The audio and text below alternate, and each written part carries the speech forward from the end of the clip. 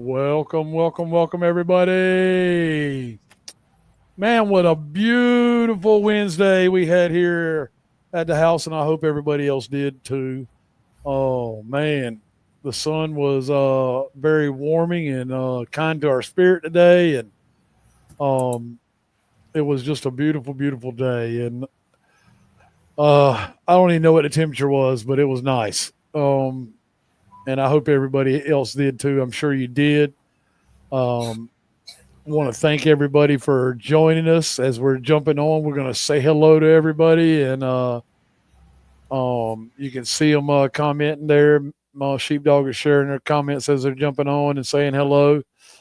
Um, feeding my face right on, right on. Mm. Mr. and Mrs. Sheepdog, how y'all doing tonight? We're doing Freezing. good. Freezing. It was Freezing. nice here today. Beautiful. 70 degrees. Yeah, it was nice. We sat outside and enjoyed the evening. It was really nice. Hey, I went out there in my, those cutoff shorts, Mike, Yeah. that we used to wear? Called Yeah. Daisy. We used to call them Daisy Duke.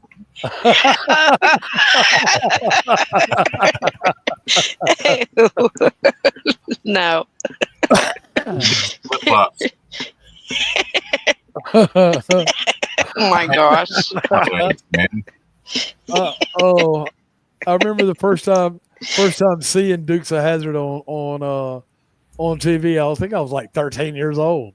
I don't remember how old I was, but my dad was saying something about those shorts, and I said, "Well, I'd like to shift them into third gear." Shipped him in the third gear.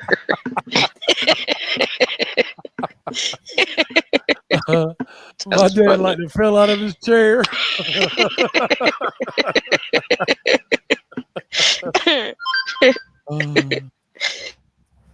It's kind of like that. What's that movie, Talladega Nights, where they're sitting at the table? Yeah.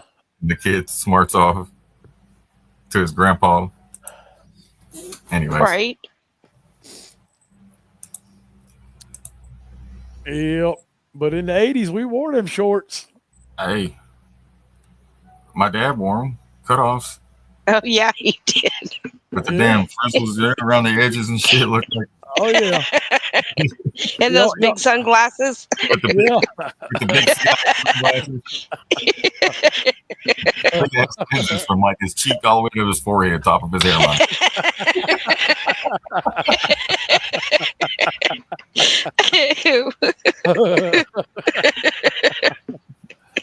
Grandma Oh, had even bigger pair. They- I know, all the way down like to their bottom of their cheekbones. She had driver's side mirrors and passenger side mirrors.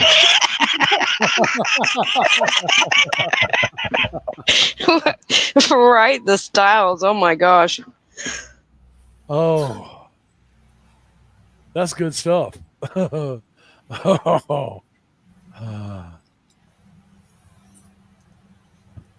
Oh, I got the wrong date on the .com. Y'all, let me fix that for you right quick.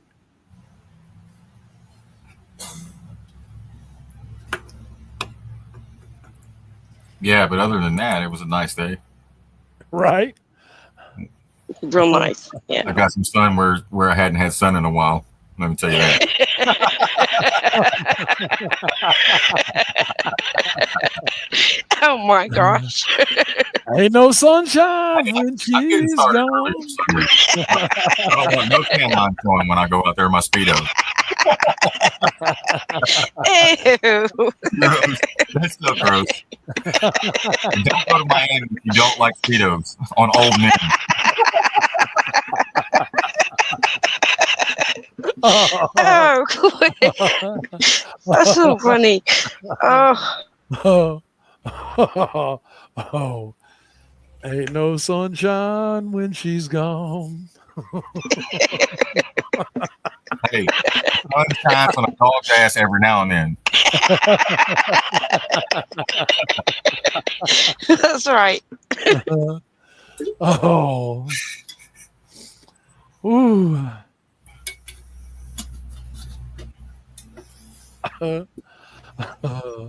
Oh my goodness. The .com is working. Refresh. All right.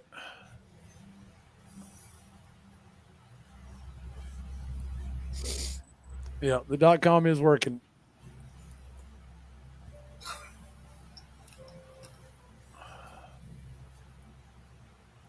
Oh my Well, goodness. something's working.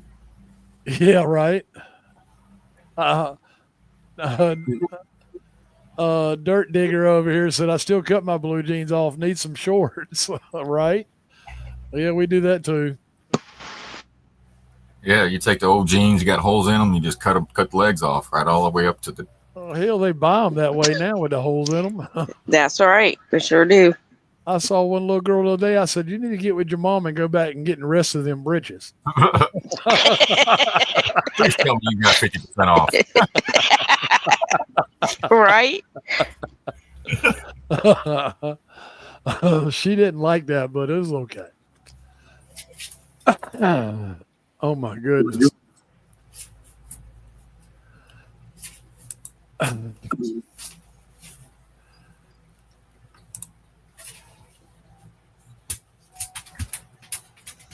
Yeah, it was blue skies too. 2 days in a row. Wow, that's awesome. Yep, they gave you the blue sky gave you the today notice.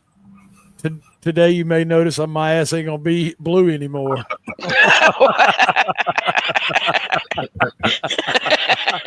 That's a good one. Today notice.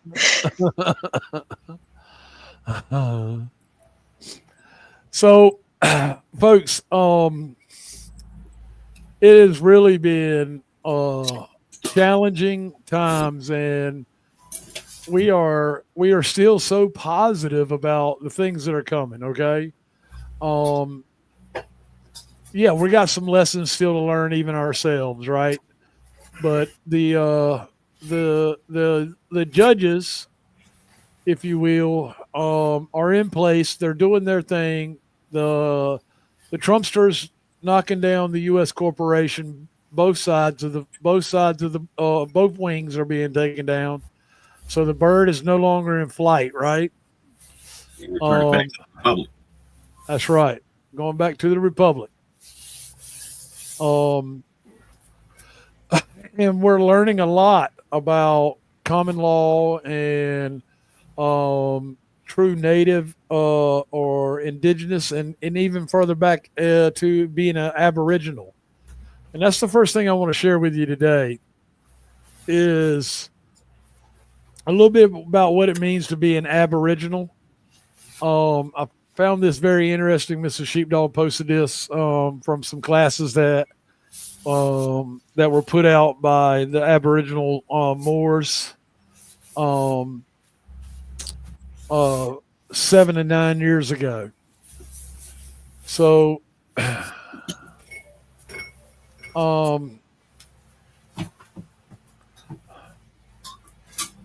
me see.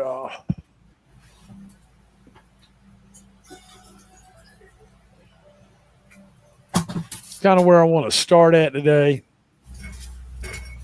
All right, so are you confused or unsure? Is the question, right? Even Obama brought you the rights of indigenous people, to the rights of indigenous people. Thing is, to be Aboriginal, you are automatically indigenous. Thing is, to be Aboriginal, you are automatically indigenous. However, all peoples are not Aboriginal. AB, meaning coming down from the spirit, and original means the original man. That is not a gender. It is the species of man, which is the spirit man manifested in the flesh. Being you is extremely powerful in all that is asked. However, there are a lot of traps to keep you from that, to keep you laying in wait for a savior or some kind of outside of self. when the Savior for self is within. And so is the devil you may speak of. It is within self as well.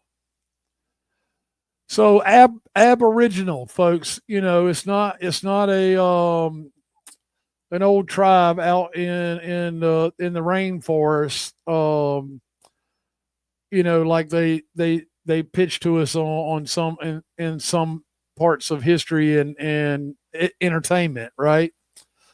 Ab meaning coming down from the spirit. AB meaning coming down from the spirit. And original means the original man. That is not a gender. It is the species of man, which is the spirit man manifested in the flesh.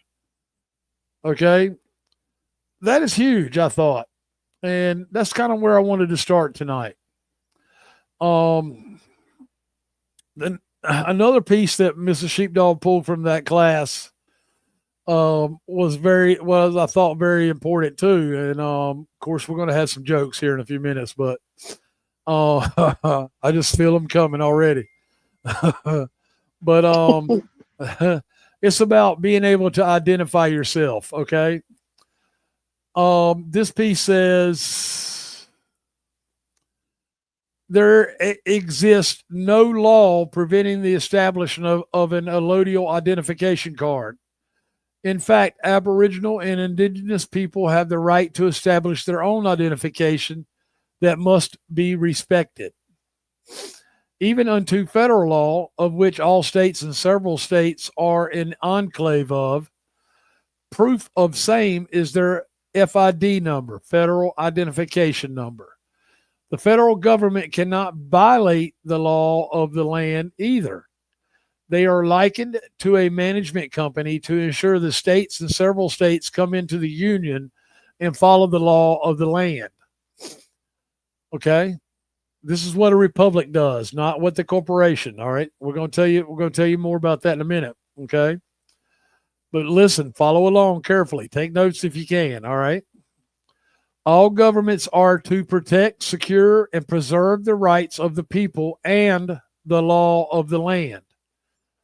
A true identification is to include your appellation or nomen, not name, as a name is a tag or a label for corporations. It can also include your mother's appellation. A mailing location, not an address. Okay. We're teaching that stuff in the class. Okay. Not an address, but a mailing location, right? Natural coordinates. That's exactly right. Thank you, Mrs. Sheepdog. Your coordinates are really to signify your true self and your true being, and establish that's where you lie, right? Or your home is. Yeah, you can. I think you can go to Google, put your address in. It'll take you on Google Maps, and then it'll give you the coordinates of where you're at. But then you can also go put it to the center of your property or your home or whatever. Right. Or you could just say within 20 feet or 30 feet, whatever, west or whatever. This coordinates, yeah. Yeah. And Scott, you're absolutely right. It's the law of the land, not the law of the water. Exactly. Okay. All right. So not an address is established. Okay. A lot of talk on the TV series Landman, which is all about the oil fields, folks, in Texas. Really interesting series. They just not long ago did their 10th episode of the first season, and boy, it was a barn burner. Okay, very entertaining and full of knowledge, actual need to know knowledge if you're interested in that stuff. Okay. So natural born day or not, and a photo. All right. You can put your natural born day on it or not, and a photo. You could create these statements of facts on a piece of paper, which would be known as a writ. If you want to, and have it sealed and even notarized as fact and proof of identification. Okay, so here's something that you need to know. All right. All right. Your thumbprint is the highest notary. Therefore, if you get it notarized otherwise, that notary is for them to file in their records, not for you. Their notary of your information does not make your information come to life. Remember, notaries were established for those who could not read and write. The truth is, you in your presence is the highest proof of existence, and your thumbprint and or footprint, not any corporate artifices or paper stock. All right. Remember, notaries were established for those who could not read or write. The truth is, you in your presence is the highest proof of existence, and your thumbprint or footprint, not any corporate artifices or paper stock like toilet paper. Okay. Yep. Right. Yep. Right. So you want to do that? So you can read and write. Yes. Right? You don't need someone to read it and proofread it for you. That's all the Yeah. notary was for. That's right. And I have to remind myself, because when I got things notarized, I felt big and like I accomplished something, right? Now I know that fool was looking at me and saying, "You can't read and write. Let me stamp this for you." Yeah, that's what it's saying. Yep. So take your power back. Yep. Take your power back. Absolutely. All right. I can't tell you how many people probably think I can't read and write at the bank, right? I wonder if they know that when they notary. Probably not. But No, they probably don't. They yeah. probably don't. Yeah. You're like, here's this guy again. It looks good. Okay, I'm gonna seal it. We're like, I wonder if he knows that he can't read.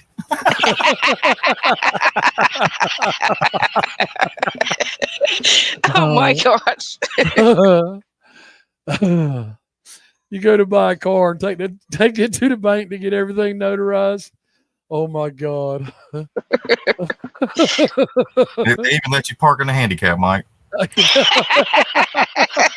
Can't read or write.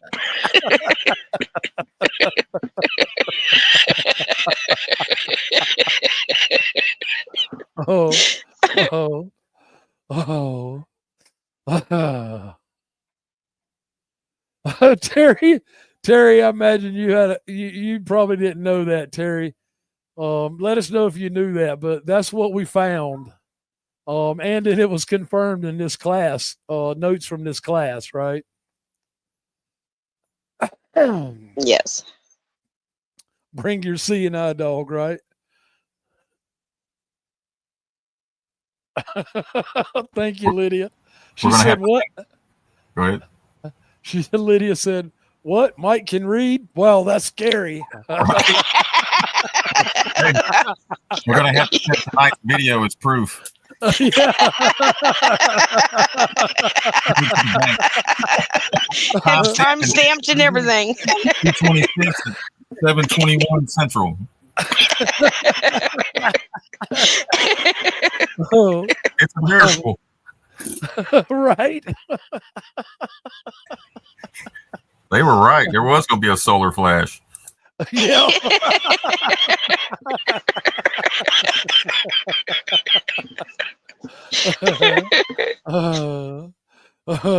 Keating said we got to walk around with the TTS 88 flash drive.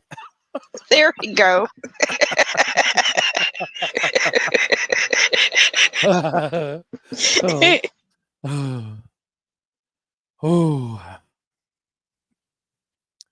Oh, that's good stuff.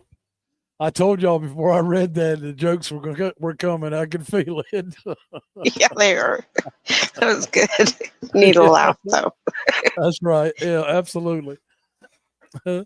Okay, so we established that I can't read and write.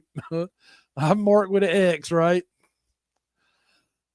Yeah, next time just leave your thumbprint, Mike. Right. Yeah. Yeah. Yep. There we go. Oh.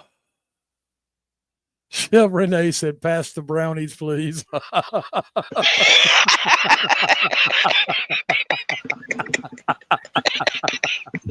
Right.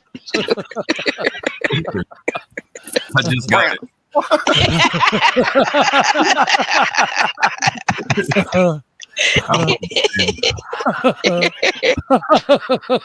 Hey, didn't they say that we can send our also not our thumbprint, but also our footprint? Yes. Yes. Can you imagine getting a Bigfoot, big ass? Can you imagine sending in a poster?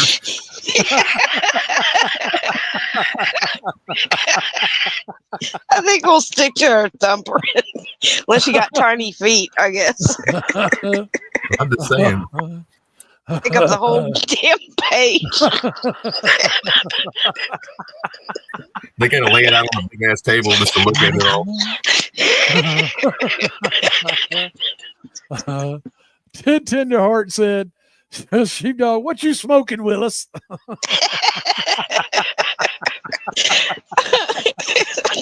Look,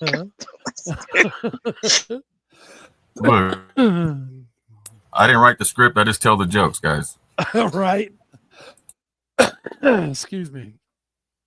I can see somebody at Walmart now buying poster board. Poster board. Check that up there. I got to put these size 17 footprints on this.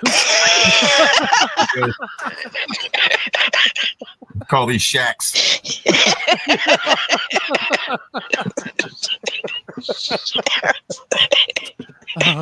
Left foot, right foot.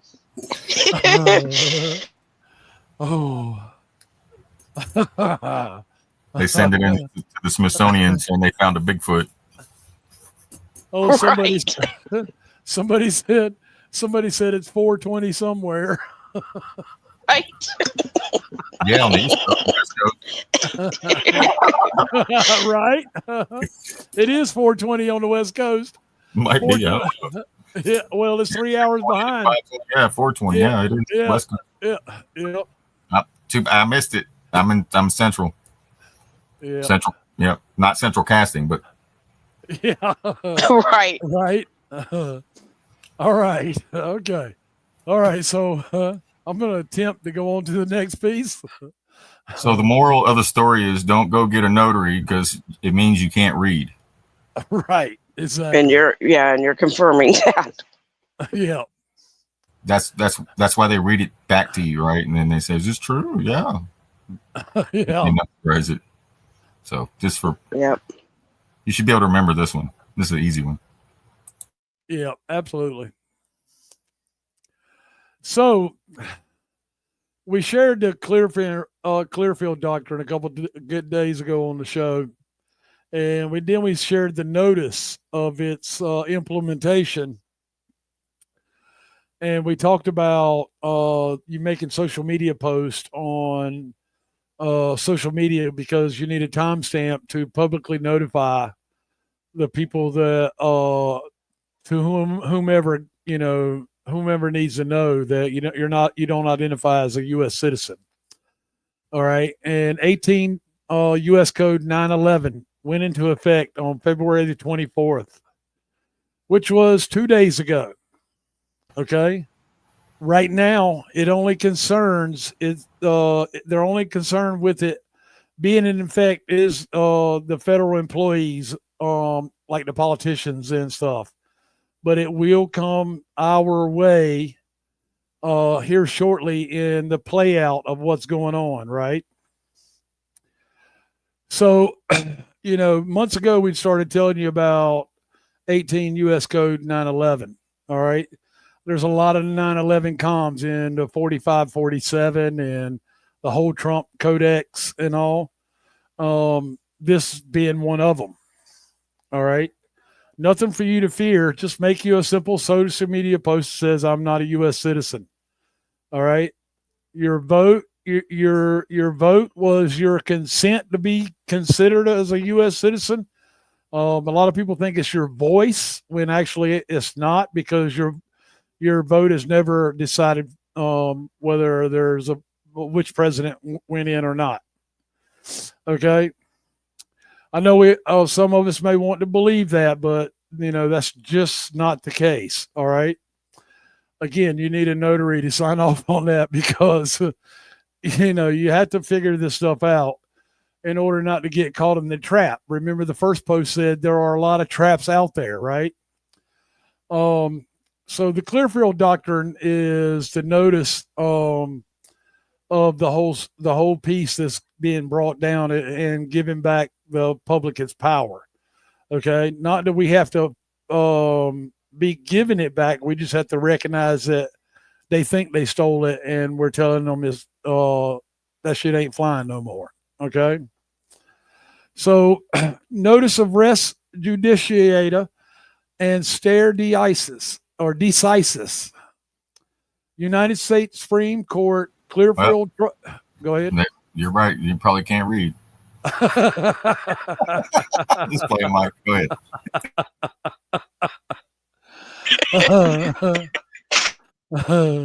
United States Supreme Court, Clearfield Trust Company versus United States, 318 U.S. 363 to 371, the Clearfield Doctrine. Governments descend to the level of a mere private corporation and take on the characteristics of a mere private citizen, where private corporate commercial paper, Federal Reserve notes, and securities, including checks, is concerned. Okay. For purposes of suit, such corporations and individuals are regarded as entities entirely separate from government. See Clearfield Trust Company versus United States, 318 U.S. 363 to 371, 1942. There's a precedence for the Clearfield Doctrine, folks, and it's been in place since 1942. Okay. What the Clearfield Doctrine is saying and establishing in stare decisis law is that when private commercial paper is used by corporate government, then government loses its sovereignty, status, and becomes no different than any other mere private corporation. As such, the de facto entity once deemed as legitimate government has failed its purpose and then becomes bound by the inferior and common rules and laws that govern private corporations, which means that if they, government officials, government agencies and contractors, employees and or personnel, pretend or intend to demand, to enforce, or to compel an individual to some specific performance based upon its now private for-profit corporate status or upon its now private corporation rules, then the government, like any other private for-profit private corporation, must provably be a holder in due course of a valid and verifiable contract or other evidentiary proof of a commercial agreement mutually made between it, the government and or agency, and the one individual or natural person, etc. Okay? Upon whom their compelling rules or demands for specific performances are made. And furthermore, the demanding persons alleging to be government must be willing to enter the physical manifest contract or commercial agreement into evidence even before they before trying to get the court to enforce its private commercial demands, called statutes. Notice they said they're called statutes, not laws, but statutes, and that they're private commercial demands. All right. The Clearfield Trust versus the United States case is extremely important because it is a 1942 case litigated after the Erie Railroad versus Tompkins 304 U.S. 64 1938 case, in which the once legitimate legislatures and the judiciary colorably changed from legislation under public law, which is harmonious and in consonance with an American Constitution, and to the contrary became breach of trust. Operatives and deviant foreign entities and actors doing foreign business and exercising foreign powers, activities, and legislating under public policy according to accommodating to, generating profits for, and catering to the desires and the wishes of the private foreign for-profit creditors of the U.S. corporation, a private company. Note: private corporate commercial paper and securities being the privately owned Federal Reserve notes and the corporate states' spuriously created birth certificates, constructed by, administratively used by, and sold by the private foreign owners, officers, employees, beneficiaries, profiteers, agents, and agencies doing business of the United States of America Corporation Company, and by their chartered and licensed franchises, etc. These private corporate commercial paper contrivances have been and are deceptively traded as fungible instruments. Such misrepresentation and deceptive practices have been and are declared by the United States Supreme Court as being criminal and felonious violations of the law. Securitization, which is the wrongful process and practices of homogenizing financial instruments into fungible securities, and the selling of such felonious instruments on the securities market is unlawful and illegal for private corporations. Okay. You can see, I just put this post up from Mrs. Sheepdog, sharing it in Telegram right before the show started. More and more people are starting to share it out.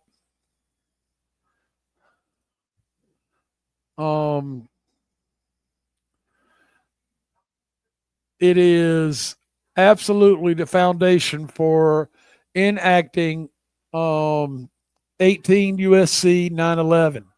And if you follow 18 U.S. Code 911 all the way back to its origin, 1968 Congress from 67 to 68 brought that forward, stating that U.S. citizen claiming to be a U.S. citizen was in fact fraud in 1968, which tells me that the Brunson case and then all the imposters that it exposed, was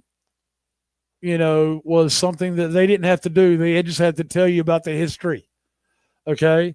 They had to go back and they should have went back and told you about the history of everything instead of taking $19 million from the American people and nothing to show for it.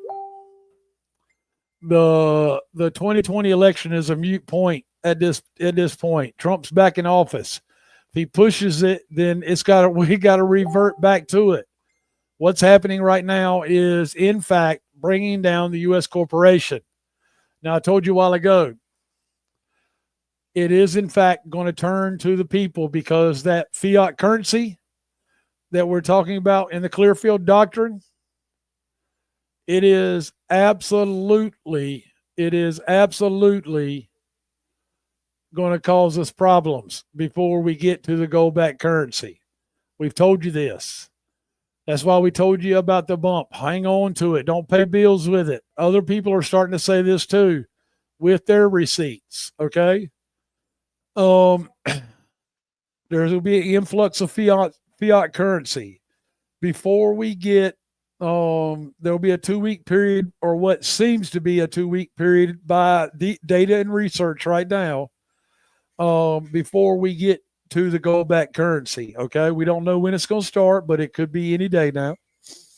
The conditions are right for it, considering we've kind of turned the kind of turned the conversation from Fort Knox exposure to a whole lot of the Epstein list now, right? That's the main thing being talked about is the Epstein list, which we deserve to have too, but we won't ever see the whole gist of it, folks. Okay. That's what they're showing you by playing it out the way they are. But there will be justice. You make no never mind. There has been and there will be justice. People are being arrested every single day. We got boots on the ground reports from all over the country of this happening. All right. So it is happening. It's going to be made public at some point. We will have an unmasking, and it'll be some of the craziest crap you've ever seen, I do believe. Yep, in the Fed, exactly. All right. The gold, we all know the gold or gold backed will end the Federal Reserve note and the Federal Reserve itself, right? That'll end the Fed. There's a lot of controversy about Dan Bongino. Okay. All of this stuff is just noise makers, folks. All right. There's a lot of controversy, even with us and the Trump train and the Trumpster, but it's okay. All right. The whole point is to know that they had a plan. All right. Their plan is going to play out, and the people who want to live under man-made law will get that chance to for a little while. Trust me, they will figure it out. They won't like it. Excuse me. They won't like it at all. Yeah, see, Talena's got arrests happening in her local area. A lot of arrests. I got a phone call from boots on the ground. Somebody she actually knew got caught up in it as well. Okay, so when we said way back when, don't be surprised if you see your neighbors or somebody you know arrested, because there's going to be over 1 million arrests. So we are preparing you with the information you need to know to stand in your square, okay, with love and light, and knowing who you are. That's the whole key point of taking care of the children. If we know who we are, then we can begin to share with the children who they are. And let them become who they're supposed to be, versus like our lives, which were constructed for us and given to us instead of us being able to develop it on our own. Okay, and we still did good in a lot of areas. A lot of us did, folks, but still, it was a life and a narrative and an illusion that was given to us. We didn't ask for it. We helped create it once we fell in line and conformed to the narrative. One of the biggest narratives out there a lot of people are struggling with is taxes. Okay. If the fiat dollar makes the federal government illegitimate and in fact felonious, and all, then we got to know that the debt is not real either, and it will go disappear. Trump is saying a whole lot of different things now, but he did say fraud eviscerates everything. Okay, and we have to. That's our square, folks. We will not stand for the fraud anymore. All right. Right now, we're perpetuating fraud on them when we can squeeze out an extra $1 or $2 to buy some silver with their monopoly money. That shit is funny as hell to me. Okay, by law, they're not even supposed to take that fiat dollar for gold or silver, but they are, because they don't know the law either.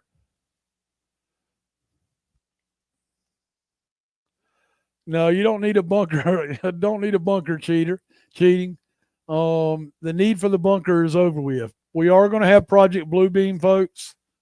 From the way it's been described by the research, the sky's going to feel full of fake CGI UFOs.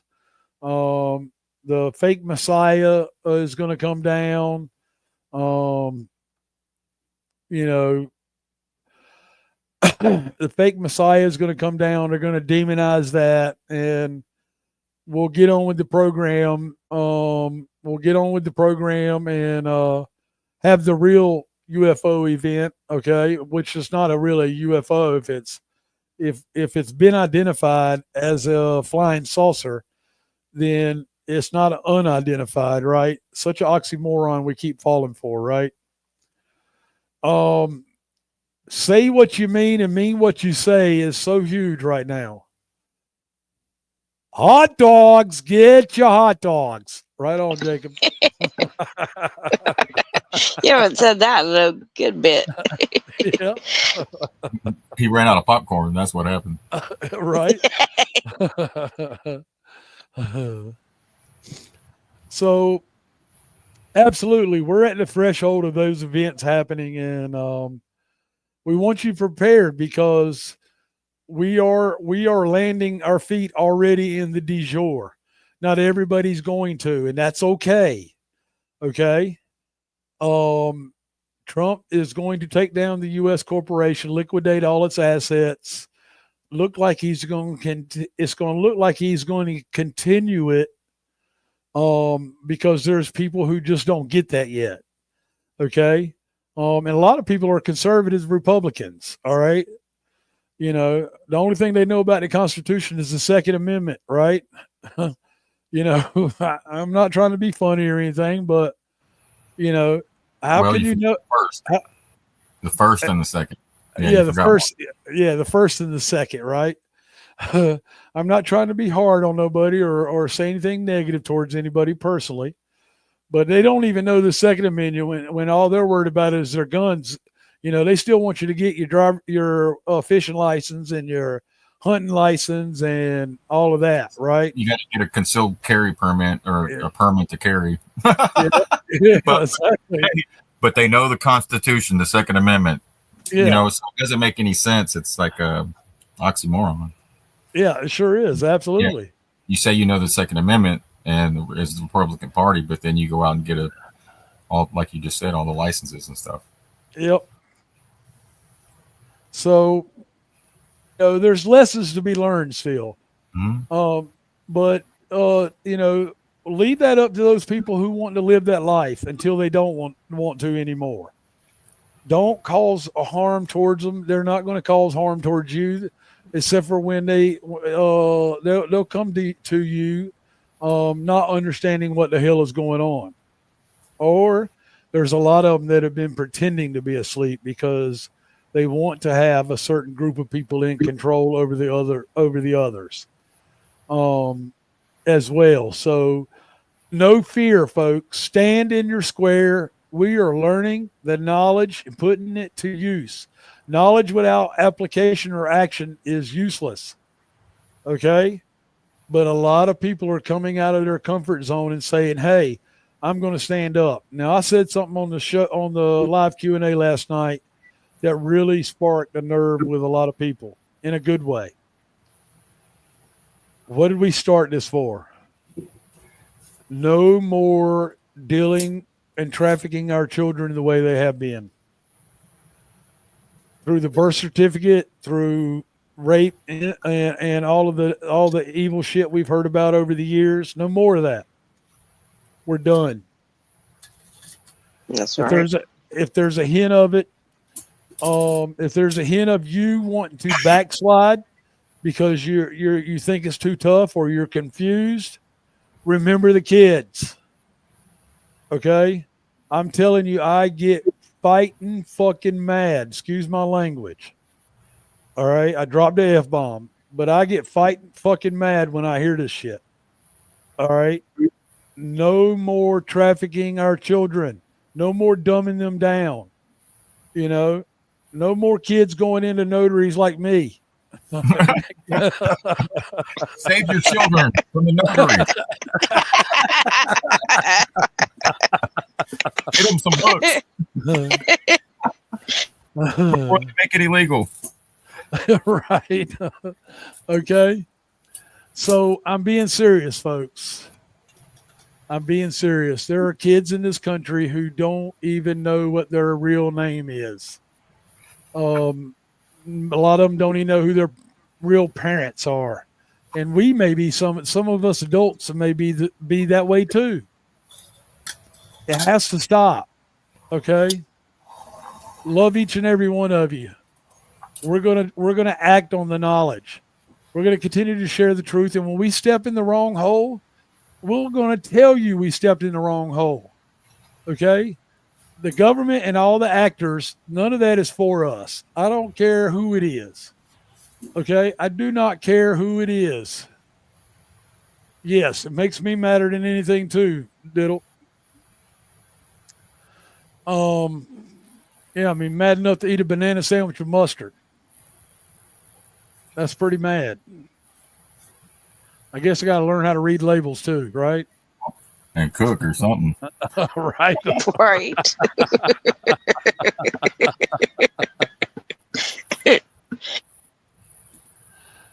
Okay, the Q&A from last night wouldn't be on Rumble. It's on the .com under Divine Salvation for Humanity, and it's in the Telegram channel. The replay is posted in both places. Okay, on the .com under the category of Divine Salvation for Humanity, and there's 2 parts to it, part 1 and part 2. Okay. Liddy, I'm gonna get you. She said, "Oh my God, Mike, read and cook. OMG." Read and cook. Banana mustard sandwiches. Right. Right, there you go.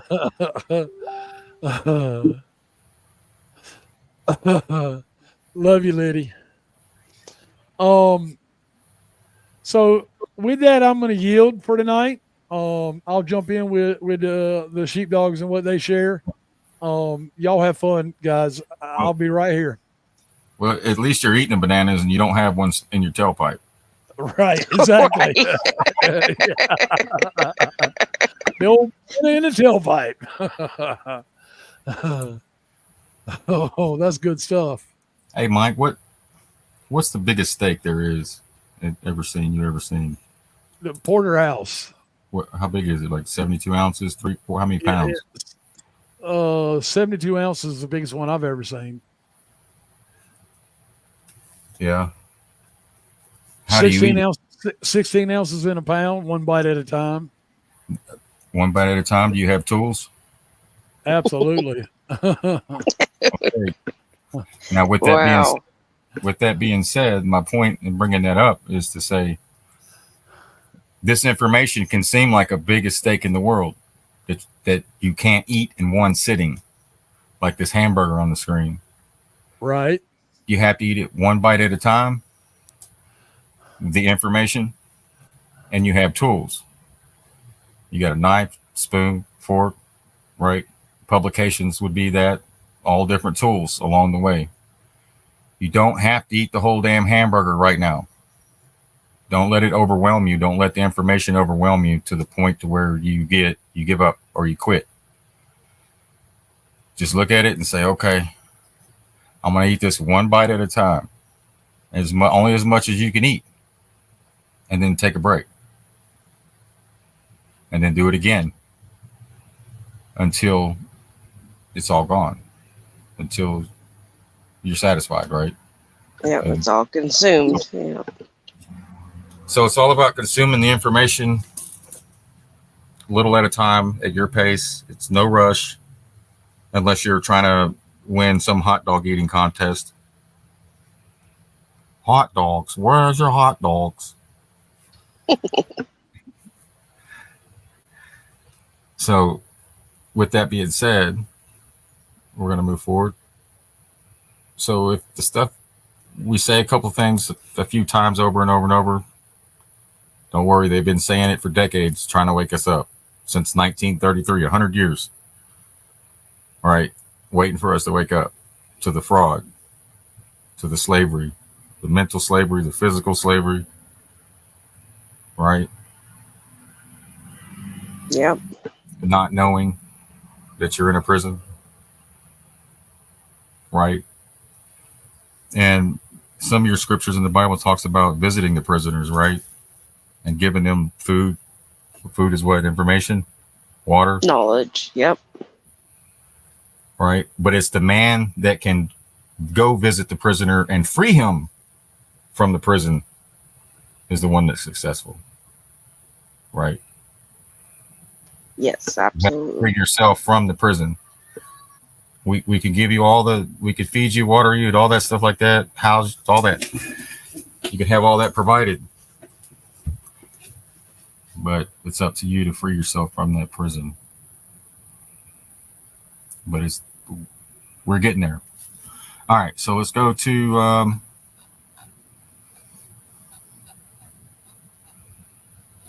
just real quick. I'll go ahead and cover this real quick. Here's a good book, The Temple in Man.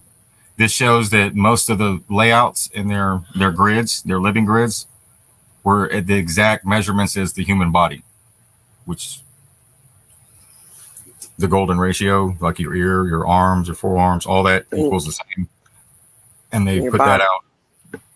They put that out into their buildings and their grids. So when we say the free energy is in your face, and it's also inside, right? So Your body is the temple, right? yeah. So yep. So when they're talking about building the third temple, that's you. The temple's us. Yes. It's not That's some the building. secret. And then they built everything, the free energy and everything off of that. Because the universe is within.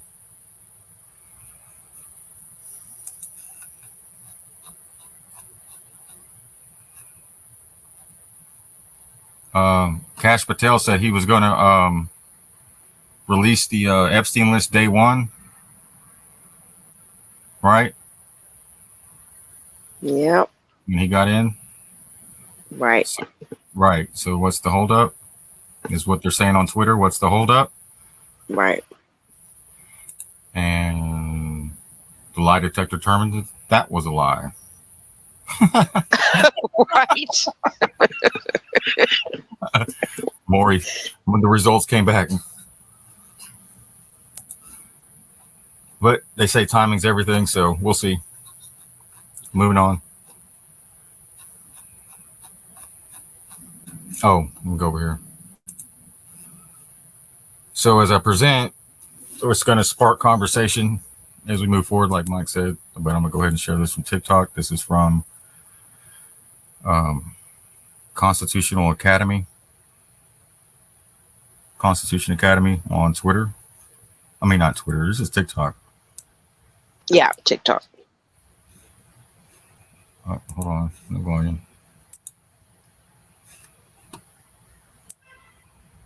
But here you go. Here's a Supreme Court case, or it's a circuit court case in 1990.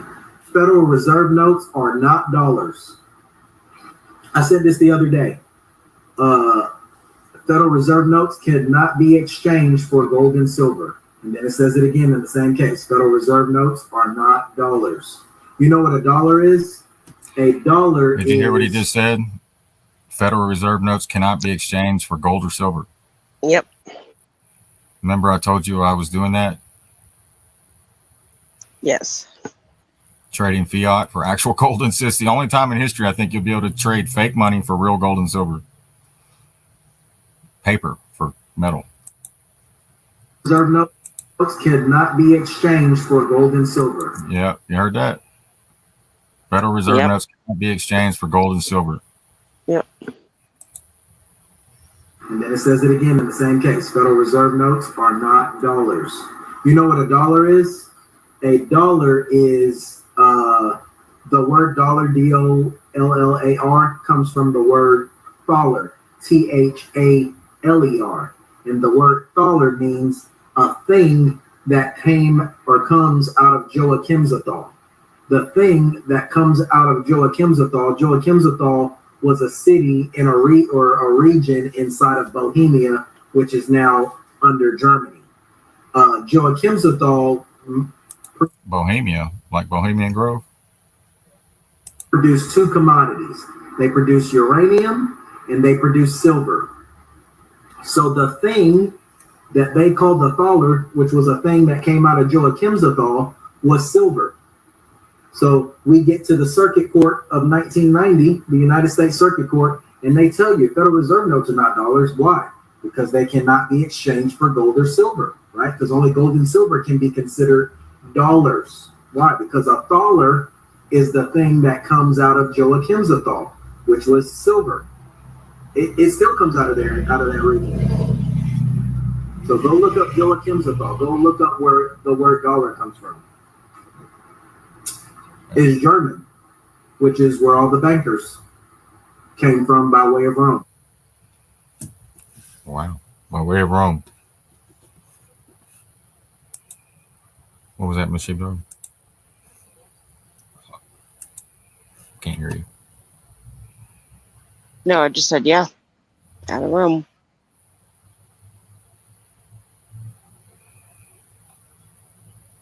All right. I'm becoming more convinced that those of us who struggle to listen at school, we're just instinctively tuning out the programming. Exactly. And they Yep. put you on medicine. They put the kids on medicine when they don't pay attention. Right. Put them on pills. To say their inner self knows.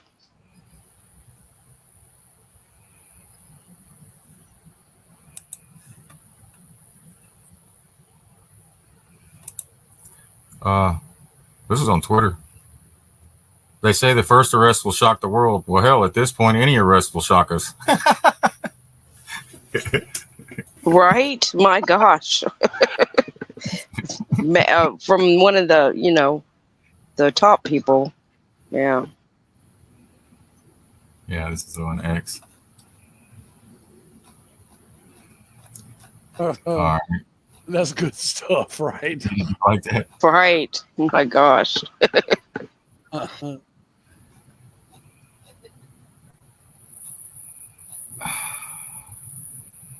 Oh.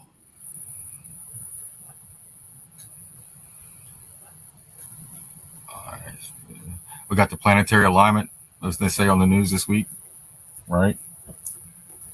And apparently they found, in the planetary alignment, they found, guess what? Uranus.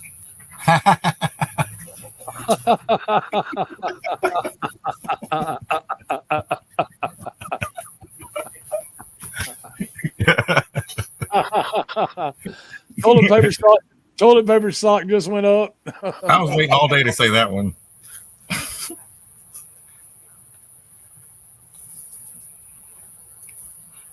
Right? Hell, toilet paper and eggs. Yeah.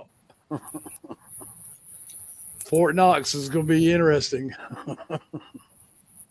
Probably Planetary alignment will they'll probably open it right after Easter. Have a bunch of golden eggs in there. occur later this month, treating stargazers to a dazzling display in the night sky. Storm Tracker 16 meteorologist Jeremy Lewan explains the celestial phenomenon in tonight's Skywatch. Why is this important? Because things happen when things line up, right? Celeste in the stars and in the numbers, Yes, definitely. right? Watch 16.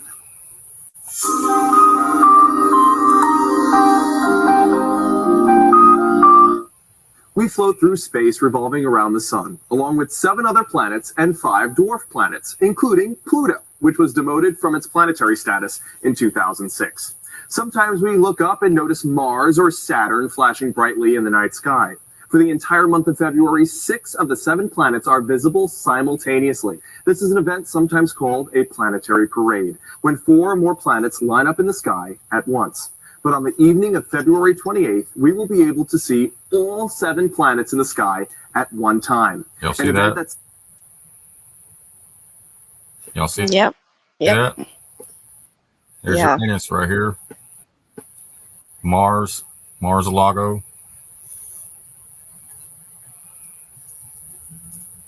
Jupiter, Mars-a-Lago. Neptune, Mars Saturn. logo.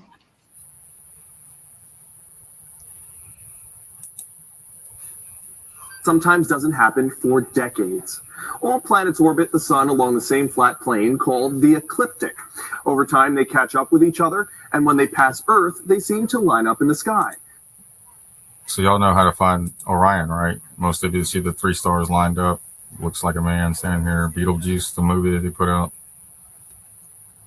And looks like it's from east to west. Yep. So it's going to be a look off the sky. You want to look for the marker and then look up the brightest ones, especially Venus, Jupiter. To line up in the sky. Some of them you won't be able to Because see. the orbits aren't perfectly straight, they appear in an arc instead. Mercury, Venus, Mars, Jupiter, and Saturn will all be bright enough to be visible to the naked eye, while planets further away, like Neptune and Uranus, require high-powered binoculars or a telescope to spot. Astronomers suggest a telescope with at least an 8-inch aperture and 50 times magnification to see Uranus and its rings, and 150 times magnification to see Neptune and its rings. All 7 They're going to planets have to will probe your ass again. on February 28th. So we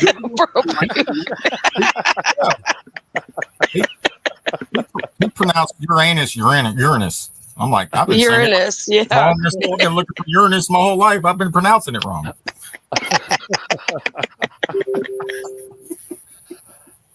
No, it's not Project Bluebeam, folks.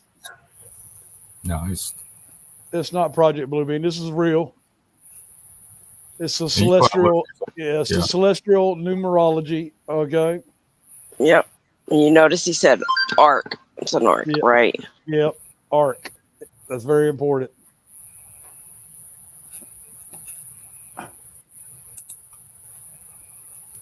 hell, the alien invasion comes, they're just going to be like, yeah, that's Project Bluebeam. Real aliens standing there. They're going to be like, man, that's Project Bluebeam. Get out of here.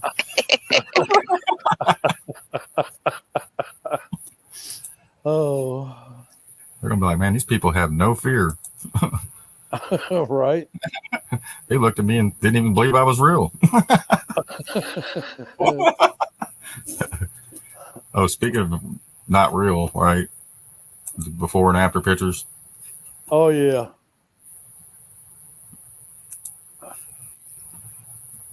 Where'd that guy go? Mossad? Right. I don't know. Allegedly. 2.0.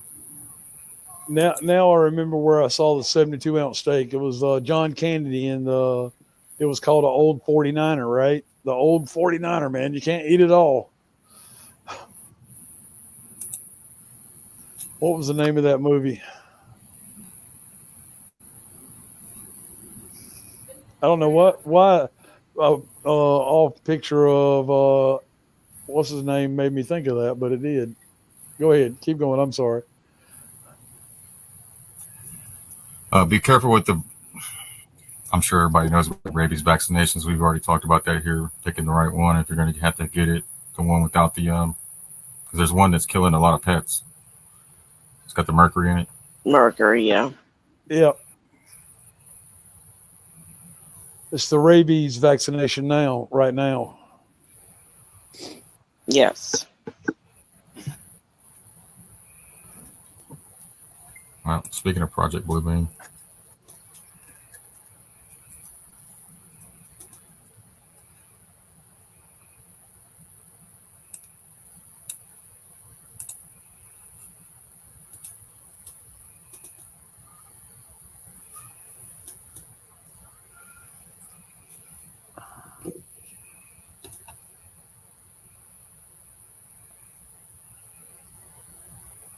That's right. All jabs kill. Told you Project Bluebeam isn't just some cute little sci-fi spectacle to keep us entertained. No, the real purpose goes way deeper, and it's darker than anyone imagines. It's about advanced tech, black budget projects, and holograms indistinct. You probably have to turn your TV up on this one for about a minute and a half. Distinguishable from real life. Imagine this. The world starts seeing signs in the sky, miraculous events, symbols. The beam isn't just some cute little sci-fi spectacle to keep us entertained. No, the real purpose goes way deeper, and it's darker than anyone imagines. It's about advanced tech, black budget projects, and holograms indistinguishable from real life. Imagine this. The world starts seeing signs in the sky, miraculous events, symbols, even full-on visitations. And it's also lifelike, so precise that people can't tell it's fake.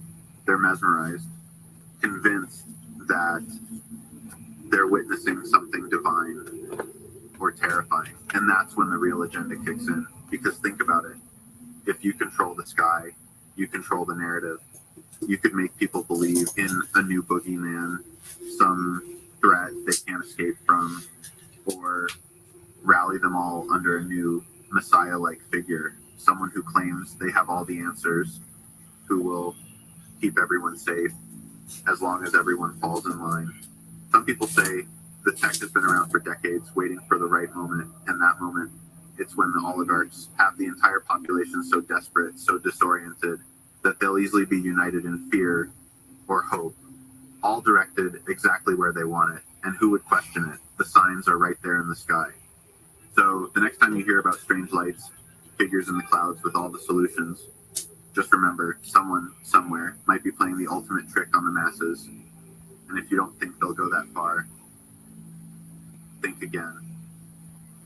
I'm going to go ahead and say this is just a joke for entertainment purposes. For entertainment purposes only. All right. And you know that in that book, that Tartaria book I have, in the 1700s, they had an event similar to that, where they had saw these. It looked like the stars were falling from the sky, and it was recorded. It was in the papers, everything, and they saw spirits rising up through, like they were ascending into the heavens, and all sorts of crazy stuff. So that's happened before. So maybe we're being like reminded when they do that of something that's already taken place. And people lost their minds during that time because they thought it was the end. So yeah, I could see them doing something like that. And that was they put them in insane asylums, right? That's why we have all those. Yep, they sure did. In the hospitals. Yeah, because they thought they got left behind. They thought it was real. Mm-hmm. I'm holding the book that she's talking about up in front of the camera. Yes, it's in that book. It's really good. One World, One America, Tartaria and more. And Moors.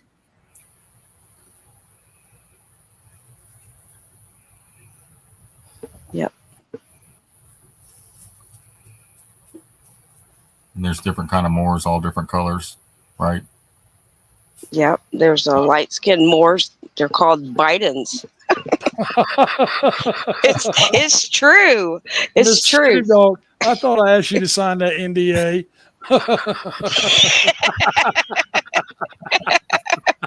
It's true. I sent you the thing, but that's what they're called, Bidens. Yeah, she's telling the truth. I'll pull it up for you while he's doing his thing. Keep going, Sheepdog. You got me back on the screen? Yes, sir. All right. Yes. All right. So I'm going to go down the list here, the Sheepdog and stuff you share with me. This is from Justin Robert. It's not fluoride, it's acid. You are putting acid in your water that will dissolve concrete, but you want us to drink it. Bartho water treatment operator. 4 utility workers spoke up against the dangers of hydrofluoric acid at the Bartow workshop. We've been calling it fluoride all night. To me, it's hydrofluorosilicic acid, said Paul Childers, a Bartow resident who works as a water treatment plant operator for the city. If the commissioners want it or not want it, no, to me, it's acid. It's not fluoride, it's acid. You're putting acid in your water that will dissolve concrete, but you want us to drink it. Remember, Miss Kim said she was going. I remember they had that video where that guy was wearing like a hazmat suit, pouring in the tanks, and he showed that when he spilled it on there, it just ate the paint completely off the concrete. Yeah, we can go to the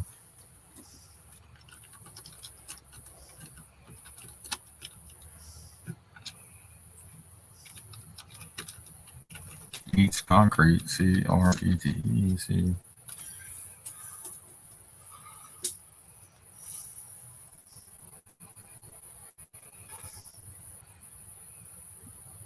I think this is the video. This is from 13 years ago.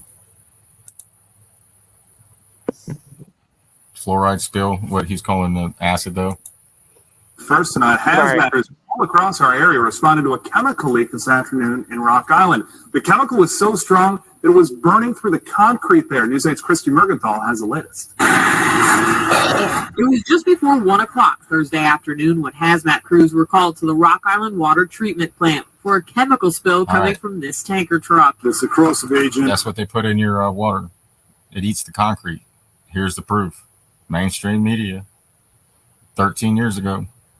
It's been a long time, hasn't it? The truth has been in your face. Just nobody's really questioning. Well, they've made a lot of people questioning and fighting. But they get called conspiracy theorists, right? It's free. And then the dentist said it's good for your teeth. If it's good for your teeth, then why is a bunch of people running around with no teeth in East Texas? I'm just playing. Right? Sorry. That the water treatment plant uses, and there was an overflow that caused spillage out from the building onto this driveway behind me. As plant employees evacuated, crews began suiting up, working quickly. Guys, they got to suit up just to handle the shit that they put in your water. Yeah, crazy. They had to break out their material safety data sheet in order to understand what they had to put on to deal with it. Their MSDS sheets. A lot of you know about the MSDS, right? Sheet. How to deal with spills, chemicals. Every restaurant in the country has those MSDS sheets in it. Yeah, we have it. Mm-hmm. Go ahead.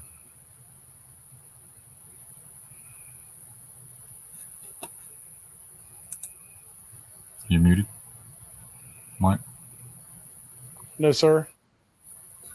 I'll let you go ahead. I didn't mean to jump on you on top of No, you. what you said, why did they something and then you stopped? I said every restaurant in the country has one of those.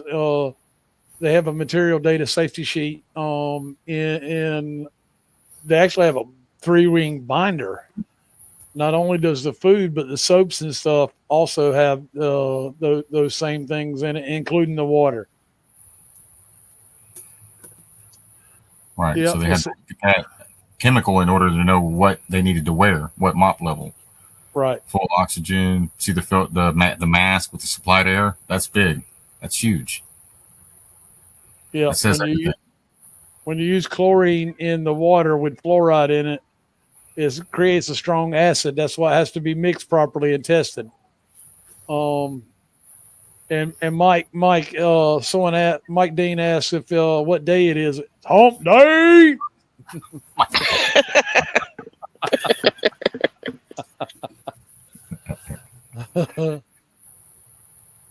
So it is I mean, this is very serious information, folks. I mean,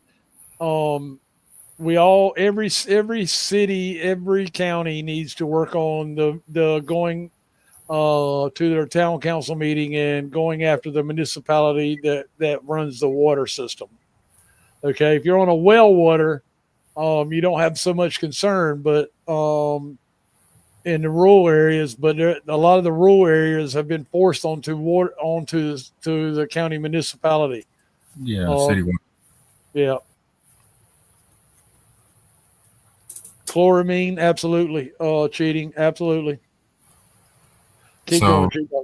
So this wasn't 1,000 bottles of baby oil from Puff Diddy's collection spilled on the concrete. This is what they put in your water. Right.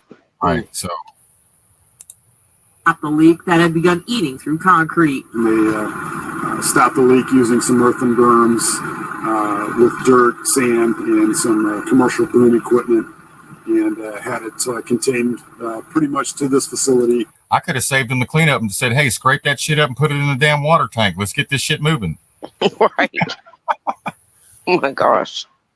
Within a short amount of time. The chemical hydrofluorosilicic acid is used to add fluoride to the plant's water, Although it poses a burn risk to skin, those living nearby were in no immediate danger. There's no inhalation hazard at all, so there was no need for us to evacuate any residents around the area. After several hours, crews were able to clean up the leak, allowing operations to return to normal. They had to cordon off the area, obviously, but as far as the treatment of the water and the amount of water being used by the public, there's no effect on that at all. In Rock Island, Christy Margathal, WQAD Quad Cities, News 8. Yeah. So if you want to take up your driveway and just pour that shit on it, and you'll be done in about an hour or so. You ain't got to hire a bunch of people. That's terrible. What's that?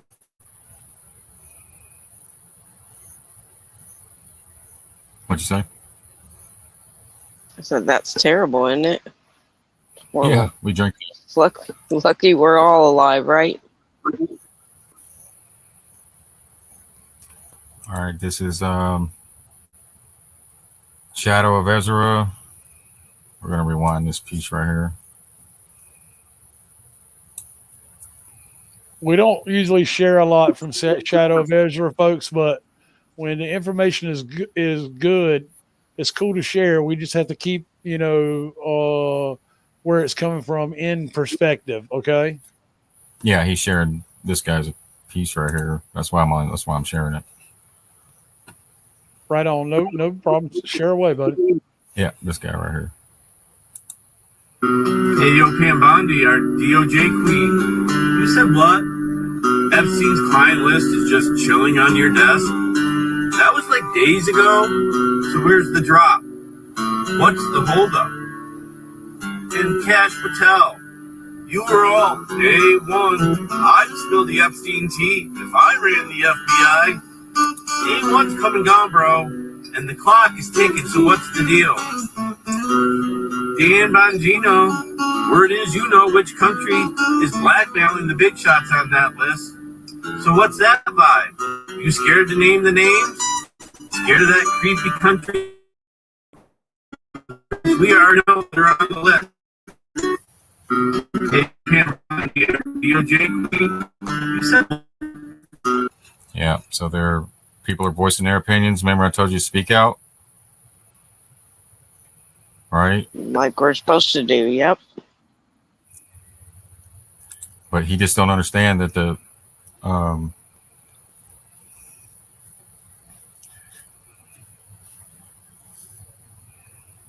the Epstein list is still under review. Right. My gosh. So that's who's on it. That's who they're protecting because they're all allied with them. They all get their paychecks from Israel. Backdoor. How you make $100,000 and come out of public service as a millionaire? Right? How do you do that? It's on the screen. You got to kiss the ring, right? So Epstein list still under review because these guys are implicated in it and a lot of other shit. Maxwell, Mossad, Epstein, Mossad, right? Right. What's Mossad? Israel. What's ISIS? Israel. You want to know why the terrorists never attack Israel? Because they're the terrorists. They wouldn't attack themselves. Well, yeah, they did actually to cause genocide. To go in there with the, according to the reports on the news.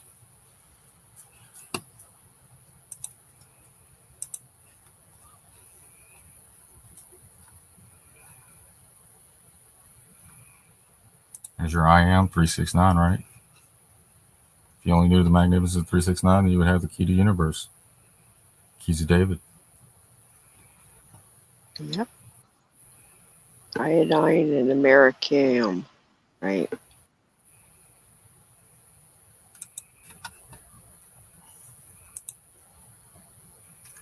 I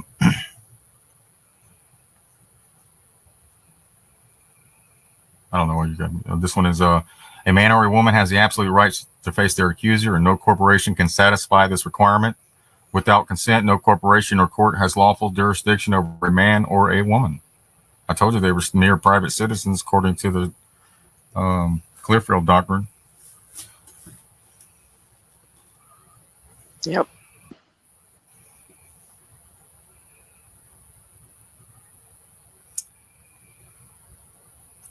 GOA raises concerns about Pam Bondi's track record on gun rights. She likes the red flag laws, right? Remember, she's ready to take the guns. Oh yeah. Without any due process, right? No due process, right? Take them first and then due process second. That's a violation of the constitutional Second Amendment. Yes. Here we go. AG Pam Bondi's Israel is our greatest ally in the world. That's not good. They're all allies. You notice that the Democrats and Republicans serve Israel. Yes. That's why they call it. Now it was MAGA, but now there's also another group called MIGA. Yeah. Yep. Make Israel great again. MIGA. But double meaning, right? Doesn't necessarily have to mean the territory over there. It could be the awakening, getting a new name. March 4th, 2025, the Great Revealing. Trump announced he will be addressing joint Congress. Every member of Congress is told their presence is mandatory. March 4th was the day set forth by our Confederation Congress in 1788 for our new government under our Constitution to begin operations. Our first Congress met March 4, 1789. Isn't that the shadow government did all that in 1788? Yes. So this is when the shadow government formed. Yep. Because Lincoln was already assassinated by this time, right?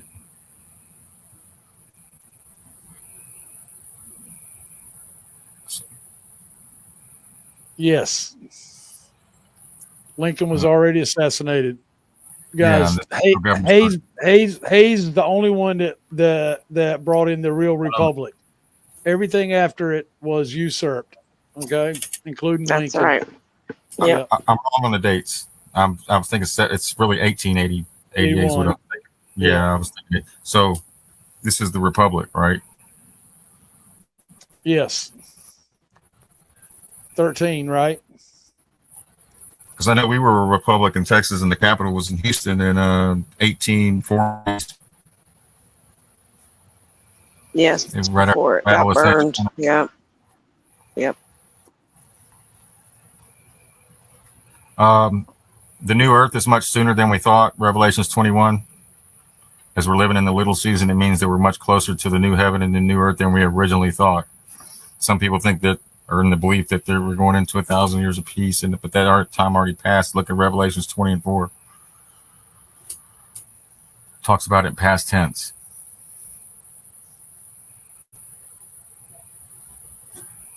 Yep. All right. That already happened. You want me to read this? This is responsibility versus abdication. Miss Sea-Dog, you want to talk about this? You can read it. Responsibility versus abdication. Responsibility, the ability to respond, an individual's personal responsibility to choose right action over wrong action for themselves is always their own, right? Because in each individual is the ability to be good or bad, Christ or Satan within yourself. Look at the evil in the world. You can see it. One can only falsely claim that they are abdicating personal, but it's which wolf you feed, right? So yes, choose right action over wrong action. One can only falsely claim that they are abdicating personal responsibility for such choice to someone else. It can never actually be done in reality. It's merely a claim when an order follower says, I am not personally responsible because this person told me to do it. And what it actually truly is just a lie. More simply put, every individual is always responsible for their own actions.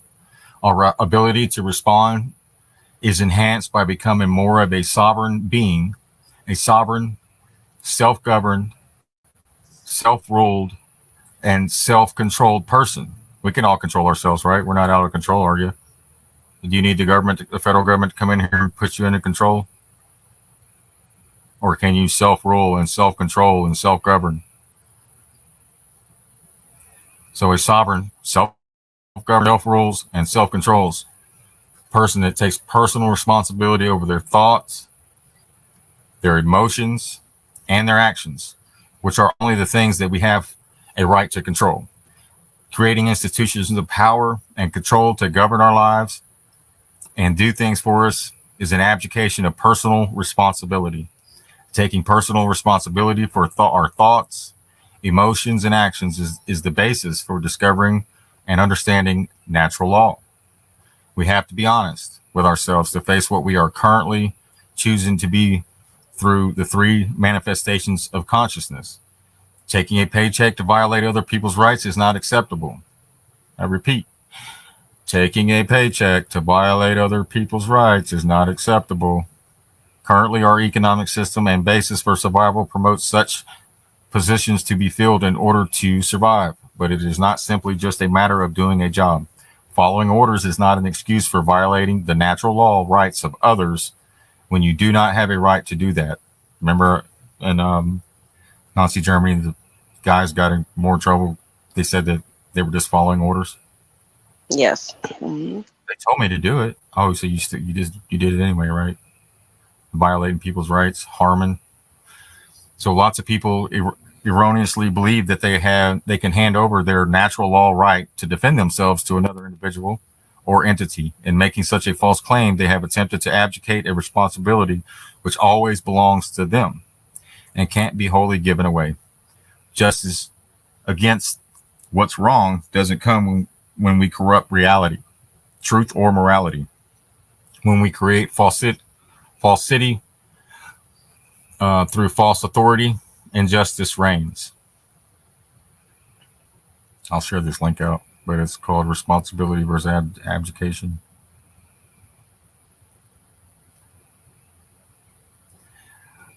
You will always ultimately pay the price for trying to abdicate the responsibility and not act in alignment with natural law. Natural law is not a quote unquote belief system. It is an art and it's a science. The effects of natural law can be demonstrated using the scientific method, but most importantly, the very laws of logic literally rely on it.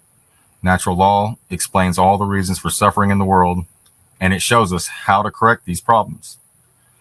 That's important right there. Natural law explains all the reasons for the suffering in the world, and it shows us how to correct those problems, right? We've been suffering because of lack of knowledge. Since my people will perish from lack of knowledge, right? We didn't know, but now we're awake. We're waking up. We're still waking up. We're going to continue to wake up. Natural law is literally the universe's way of governing the free will choices of conscious beings. The key word here is conscious beings. What does that mean? Everyone else is unconscious, in a coma, asleep, right? So when you say somebody's asleep or somebody isn't asleep, you can't really tell. But here it is. The natural law is literally the universe's way of governing the free will choices of conscious beings. Everyone else is just like the herd, right? The sheep,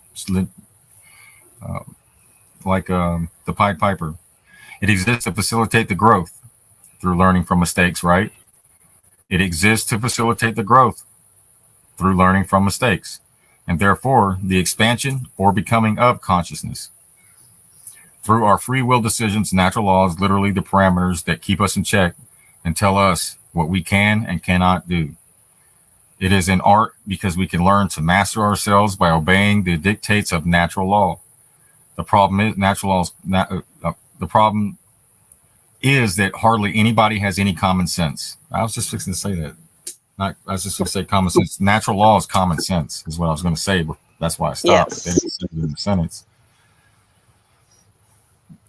You heard of the term common sense isn't so common, but we got to get back to the common sense, natural law, common law. Because to master oneself, one has to take ownership of their every action and stop playing the victim card, right? We're victors, not victims. The truth is that we create our reality. If you want to have a bad day, you're going to have a bad day. If that's the first thought when you wake up. Be mindful of your first thoughts when you wake up. Control the day. Set it in motion. Declare and decree. the day you're going to have. I'm going to have a good day today. I'm not going to let anybody steal my joy. We do not do this by our thoughts alone. We do this by our actions we take in the world. Owning up to our mistakes is imperative if we ever expect to be free, and that involves taking a personal responsibility. People are too easily in the habit of giving away their rights. They do this because they don't want the personal responsibility of having to answer for themselves if something goes wrong. If they abdicate personal responsibility and say, here, you do this for me. I don't want the burden of being responsible for that, end of quote. But the truth is, you are always responsible because you can't really abdicate that responsibility. You will always ultimately pay the price for trying to abdicate the responsibility, like Franklin states. Those who give up their rights or liberty for safety will lose both. This is the consequence for buying an illusion. You get nothing in return, but you lost your hard-earned dough, believing there was substance. This is natural law. That was a good piece. Yeah, it's really good.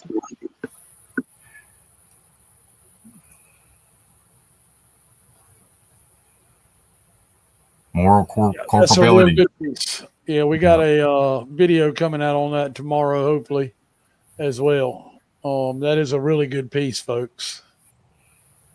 Natural law, understanding natural law and common law is huge, and it's really not that hard. It's been factually stated that the administrative law of the U.S. government and all its bar attorneys have created over 1 billion laws.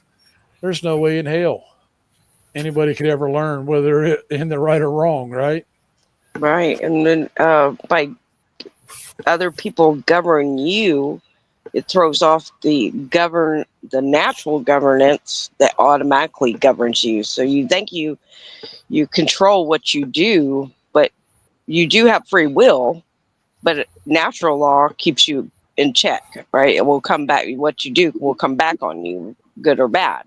So that's what has thrown us off balance, and then we have that tyranny, right? By trying to control other people. Yeah. Some interesting things being said on Facebook and Twitter about Pope Francis. Now has pneumonia in both lungs. His papacy began 11 months ago.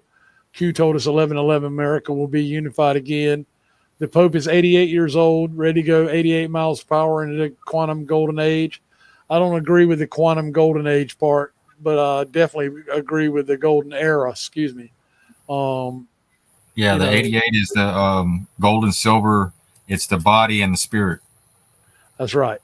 That's it. And we're quantum. We are. Yes, we are quantum, right. Yeah. Anybody not the computer.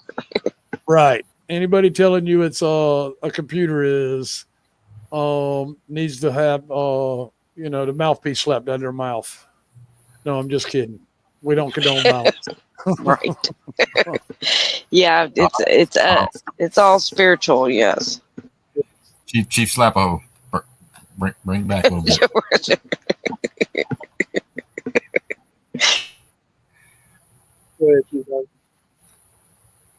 All right, I'm going to read the rest of these because these are good. Moral culpability, and here's another thing I'm going to add real quick. We got a report that there were people standing outside the military bases holding up signs. What did the sign say, Miss Sheepdog? Remember the Constitution. What did it say? Uphold the Constitution. Uphold the Constitution. Yes. Okay, standing outside the military base. Yep. Which is because you have all the people coming into work early in the morning and then on their way. Reminding them, yeah. Yeah, and I was one of them. So sitting in that line waiting to get your ID checked, you have nothing else to do but read the sign. Trust me, they read it. Nobody really stands over there, but if they do, they pay attention. It's really genius. Yeah, it is. That was awesome. So regardless of what side you're on, we can all agree with the Constitution, right? Yes. not a corporation. Moral culpability. Moral culpability is determination of who is ultimately at fault or deserving a blame for the commission of actions which resulted in harm or loss for others. The word culpable means at fault, deserving of blame. It is derived from the Latin noun culpa, C-U-L-P-A, which means fault or blame. The people that act out of a certain behavior and cause harm or loss, chaos, or trauma to others always carries the blame. Note that the term more is underlined and capitalized. The order givers are also morally culpable. That is not the question. The question is, who is more morally culpable? The answer is always the order follower at any time and at any place. The people on top aren't the actual cause of what happened on the picture in the middle. All they did was sign some pieces of paper and told the people on the bottom, quote, go and bomb, shoot, kill these people, end of quote. And they said, yes, sir, and went right ahead and committed whatever wrongdoings they were commanded without questioning it at all. If what they had been ordered to carry out is right or wrong behavior. The order follower always bears. And now here's one thing in the military. You could disobey any unlawful order of those appointed over you. They give you that. You can do that. Your higher up tells you to do that shit, something unlawful, you don't have to follow that order. They drill that in our heads in boot camp over and over and over and over and over. We never really understood it. Well, some of us. So the order follower always bears more moral culpability than the order giver, because the order giver follower is the one who actually performed the action, and in taking such action brought the resulting harm into physical manifestation. Order following is the pathway to every form of evil and chaos in our world. Again, it should never be seen as a virtue by anyone who considers themselves a moral person. Order followers have ultimately been personally responsible and morally culpable for every form of slavery and every single totalitarian regime that has ever existed. History. Actions. Knowledge is not power until we what? Put it into play. What we're doing right now is getting the knowledge so we can act upon it, which gives us our power. Amen. Amen. Actions and knowledge. So knowledge is not power until we act upon it. You can read 1,000,000 books. You can read the Bible over inside and out. But if you're not actually living, breathing, talking, representing that, then it's just knowledge that you're not acting upon. To get things done in the world, to make things happen, it requires more than thoughts and emotions alone. It requires engaging, creating, and acting in the shared external objective reality, which is we're all slaves and we're trying to be free. We are free, but first we got to free ourselves mentally with knowledge, and then we're going to get our power back and act upon it. First, we are being internally, and then we are doing externally. Being comes first, but the doing is what we work towards, right? That's why we take the classes and stuff. And then we also take classes in the background so we can build towards it. Accomplishing in order to accomplish tasks in the world, but it build a home or live in peace with others. I don't know how that's read, typed wrong. Philosophy has an end goal of arriving at the wisdom of right action. Wisdom has an internal component in being wise and understanding in your being, but the more important wisdom is when you act and engage in that understanding by creating into the world based on that understanding. The purpose for all humans at the core essence is to evolve consciousness towards greater wisdom of right action. Proper wisdom is not simply knowledge or understanding, but acting on that understanding and living a certain way based on engaging in right actions. Right action is based on moral truth at the highest level of philosophy. The love of wisdom is ultimately the love of right action and the love of moral truth. And that's your mother, isn't it? The mother is where the wisdom comes from. Honor your mother and father so that your days may be long on the land. Yes, that's it. Honor your mother and father.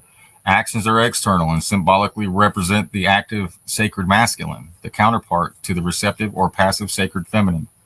Action is connotative in terms of the scientific description as a trinity of the cognitive, affective, and connotative theory of mind. Thought, emotion, and will or violation is more accurate as the trinity, but all actions derive from a will to do act. Without the will to act, the only actions or behaviors would be automatic ones, like breathing or swallowing, for instance, which are all automatic.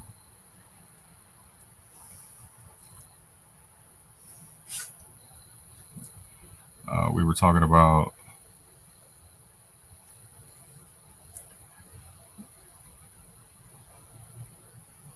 what's this? Let's go with Miss Sheep. Let me see. You got it. This goes back more than a century, and it changes everything you know about the United States.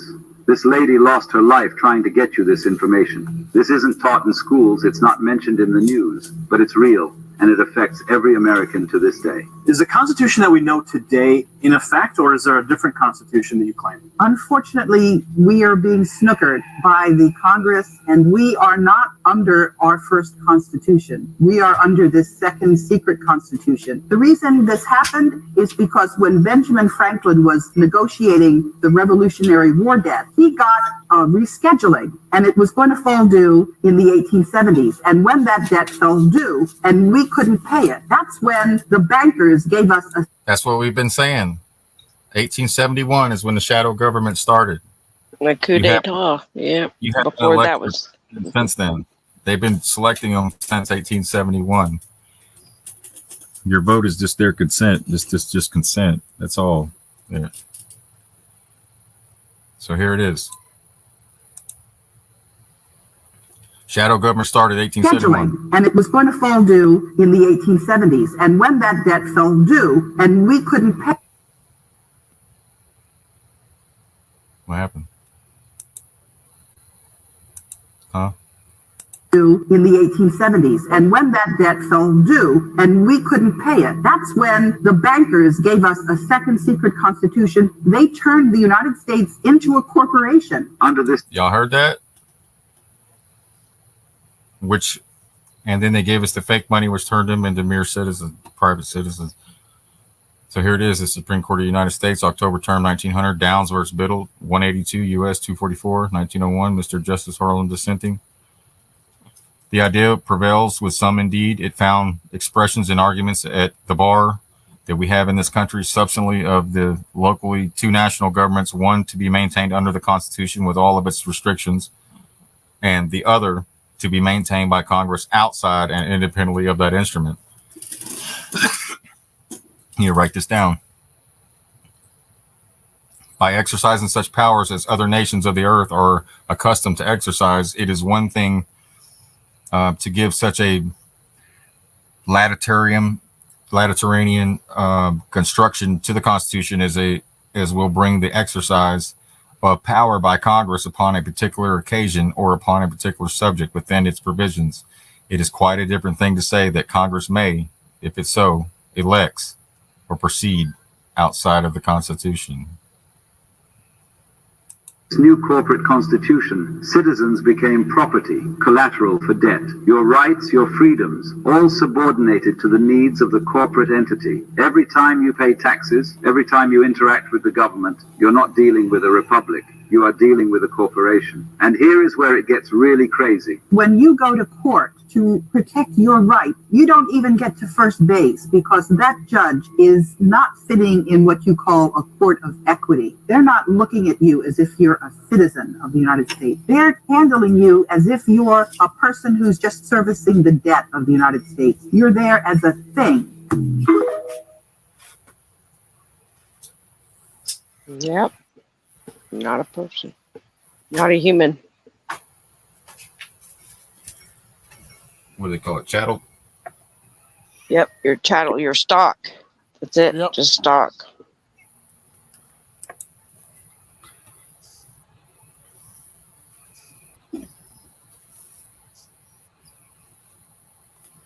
This is about Trump trying to give the police their immunity back, but all that, they violate your civil rights, there is no immunity. That's right.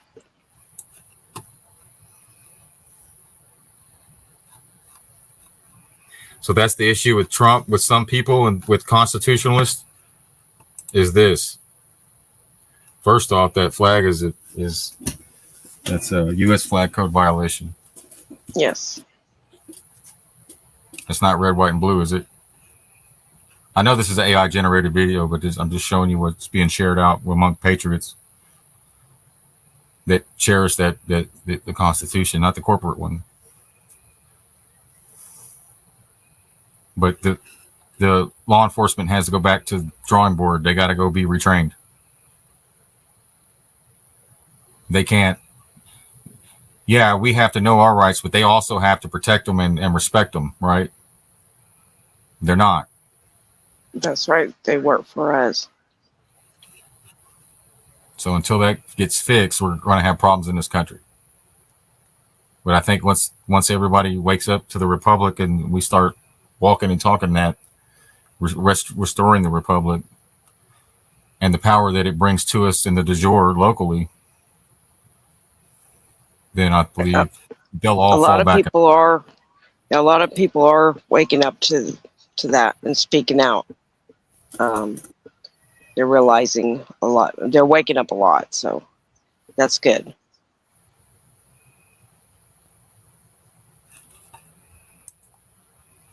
Oh, where are we at? Okay. I'll do a couple more things and then, because we got a lot of stuff to go over, but I don't want to just do so much. We're going to take one bite at a time. George Washington was a black man. Here's what? Nothing. Oh. I said it the first time. You got to stand in your square, Mike. All right. I'm standing in my square. George Washington was a black man. Oh shit! he was True copper story. skinned. Yes, he was copper skinned. Yes. Okay. Excuse me. I didn't mean black. Okay.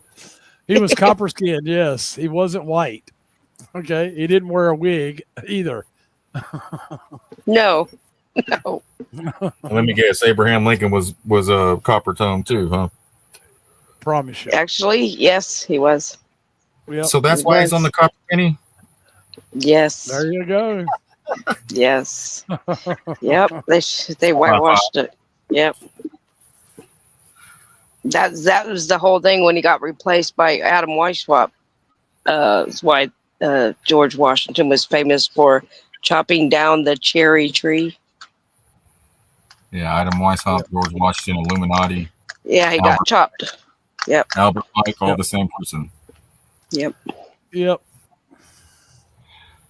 Yeah, that coup d'etat was in 1861. That's what they did to Lincoln. So that's what was important about 1871. And they filed because he was the one that exposed them and bankrupted it. Right. And then they assassinated him. It says right here, it says there were multiple coup d'etats in 1861, including in Bolivia, China, and the United States. I'm just going to read you one on the United States. In 1861, there were attempts to block the inauguration of President-elect Abraham Lincoln through assassination. Lincoln's journey to Washington, D.C. was closely monitored by security forces, and Lincoln arrived in Washington, D.C. secretly on February 23rd, 1861. Today's the 26th. Didn't we just talk about this the other day? Yes. The coincidence. Yep. I mean, not the coincidence, but the synchronicities. Yes, absolutely. Going over this material on the dates. That's right. Right when he was going to do the greenbacks, right? And Kennedy was going to do the silverbacks. And they actually printed those, and no one's ever seen them. They're still in a vault. Where did I say they were? In a vault. I forget where. In Jersey. Yeah. Yeah. In Jersey. Yeah. You cannot own here's a bombshell for you, so you know the difference. Write this down. You cannot own property under feudal law. You can only own property under alloidial law.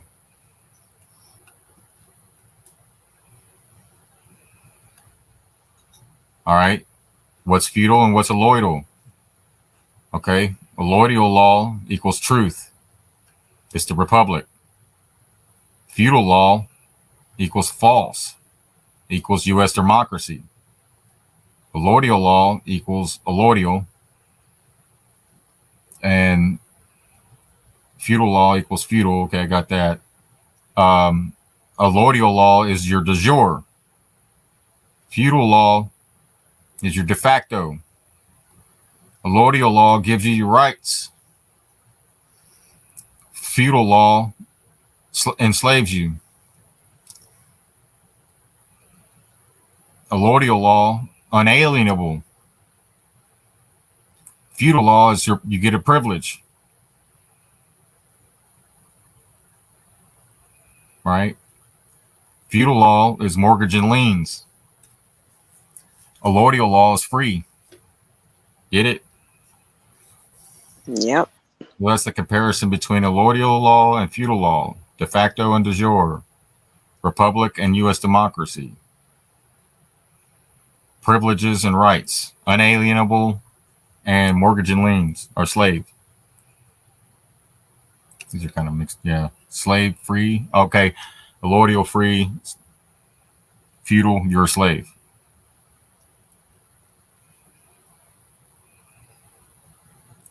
So it's when we say unalienable, unalienables is unalien. Mortgages and liens. They put a lien on you, right?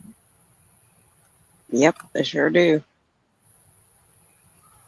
Allodial law is a system of land ownership that gives individuals absolute ownership of land without owing anything to a landlord. Probably like taxes, right? So if you owe taxes, you don't own your land. And that's why you have to pay them every year, because they take it back when they charge you something else. It's the opposite of feudalism, where the landowner owes something to a higher authority. How does allodial law work? Allodial land can be sold or given away.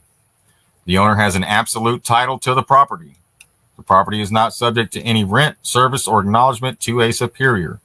How does allodial law compare to U.S. law? In the United States, land is subject to eminent domain by federal, state, and local governments. Land is also subject to taxes imposed by state and or local governments. Therefore, there is no true allodial land in the United States, meaning if you pay taxes on your land, you do not own it, or you owe somebody rent or anything like that, you do not own it, right? That's the difference. What should I know about allodial law? If you're interested in allodial ownership, you should consult experts and research your local laws. There may be fees associated with filing, and you might need to pay for legal assistance, which costs thousands of dollars. In some cases, you may need to attend public hearings. But in my opinion, I believe it's just, you can do this all yourself. You can save that's part of $1,000. claiming, reclaiming under your, Taking the power back. your nationality. Yeah. You Nationality. know your birthright and nationality. So that's the difference between allodial law, de facto, which is de jure, and feudal, which is de facto.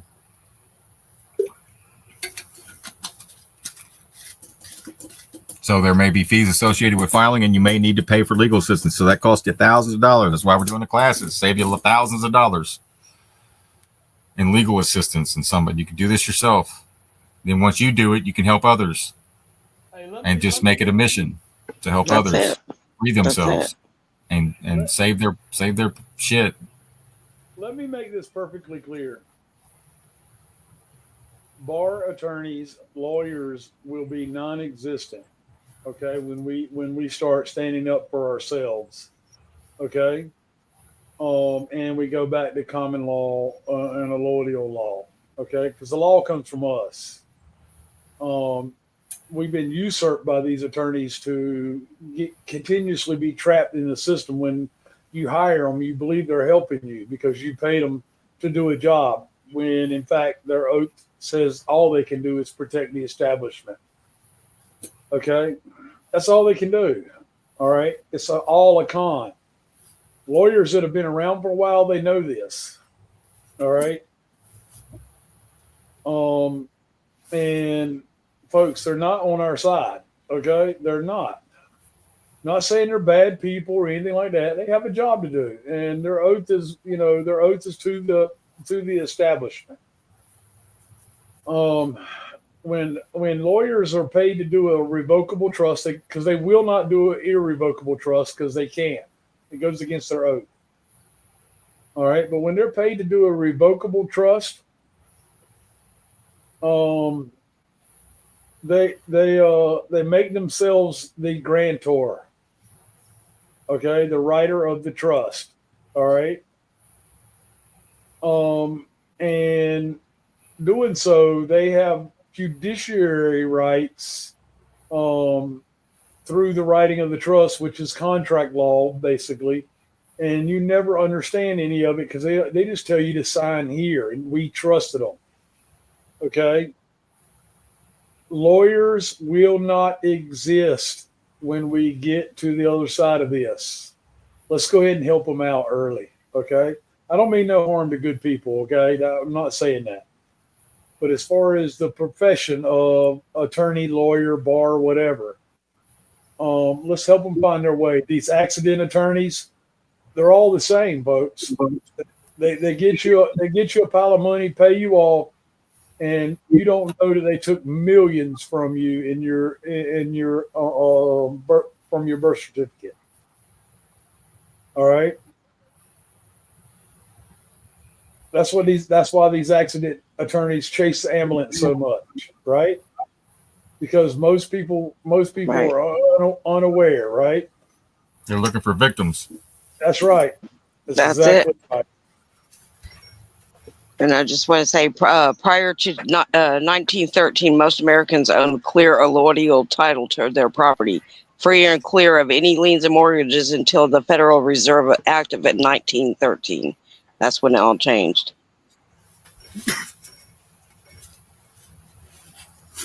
Yeah. Here's another one. Write this down. According to the United States Congressional Record, March 17, 1993, Volume 33, Page H, TAC 1303, it is an established fact that the United States federal government has been dissolved by the Emergency Banking Act, March 9, 1933, 48, Statute 1, Public Law 89-, or TAC 719, declared by President Roosevelt being bankrupt and insolvent. HJR 192 is what we read last night, 73rd, or the night before. HJR 192, 73rd Congress in session, June 5th, 1933. Joint resolution to suspend the gold standard and abrogate the gold clause, dissolve the sovereign authority of the United States and the official capacities of all United States governmental officers, and departments, and is further evidence that the United States federal government exists today in name only. This is congressional record right here. This is in my opinion. This is how you win arguments or debates. You just bring it. Sometimes you got to let the person at the Walmart check your receipt. But you want to write this down. You want to print this up, have this in your person or in your binders.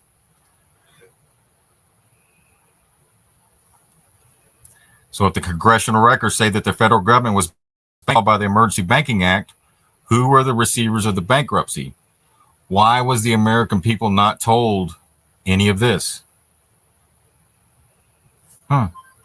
He's trying to keep you a slave. That's right. You don't tell the slave how to free themselves, do you? Or what they're fixing to do? They put you in chains, right? First, and then they take you to the damn plantation. Paper chains. Yep. And then they take you to the plantation and they entertain you with football, Super Bowls, and World Series and college football games. Bread and NASCAR. circus. Bread and circus. Bread and circus. Bread and That's circus. it. Yep. Okay. Lydia, birth certificate and straw man are one and the same. Yes. I'm glad you said that on that. So I'm going to go to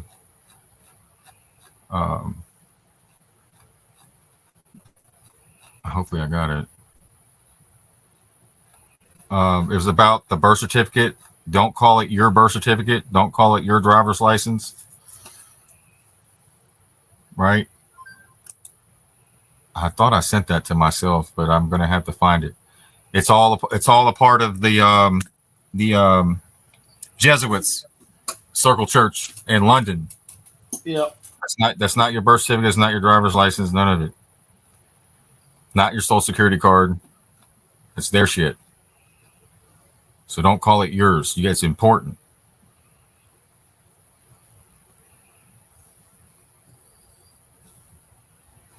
Okay, I don't know who put this here, but that's just crazy.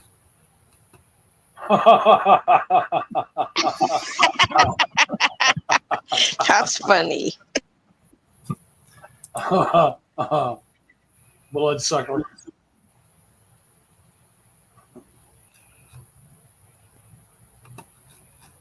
So that was, I don't have to find it where I wrote it. I actually remembered it. Yeah, you got it all. Yeah. That's what's good about writing yourself notes or sharing things. Type it out. Is you retain it better, the information. Yes, that's what I do. Yep. So that's why we type a lot of these things out instead of and especially from books. We have to type it out. Me, I used to just take a picture of the paragraph and then crop it and post it, but some people don't read that. But for yourself, you could read it, type it out. It helps with the study. Especially when you're posting on your social media account, your Facebook, your Twitter, your TikTok, whatever it is. If you put this information out into the public domain, it's all time-stamped and dated.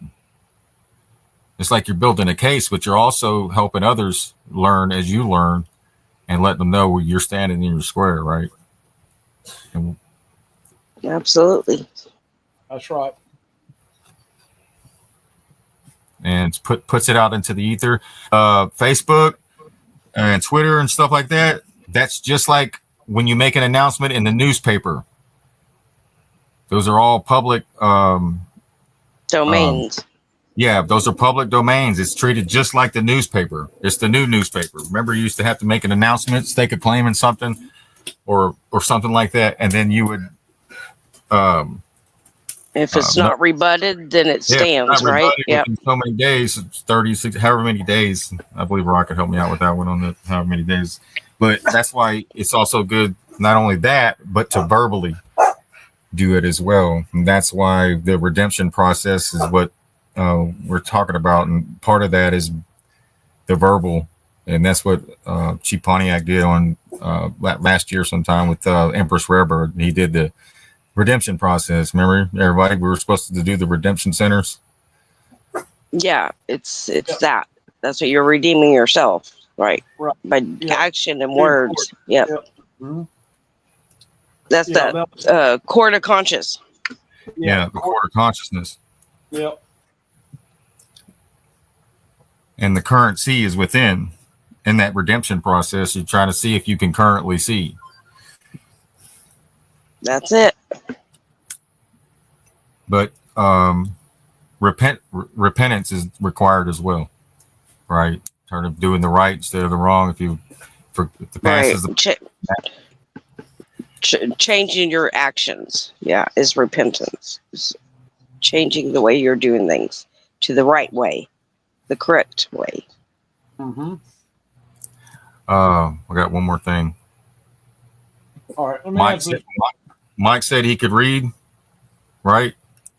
Mm-hmm. The lie detector determined that was a lie. Maury Povich.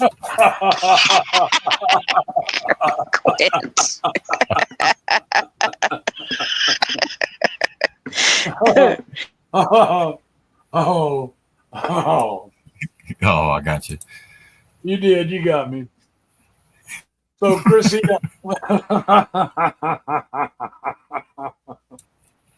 he's got hairy legs and Daisy Dukes. Right. Well, no, I don't need to go get a notary. All right.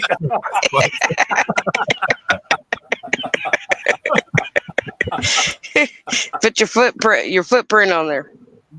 I might be Daisy Dukes with boots on, but I ain't having to go get someone to read me the paper I wrote. Ew.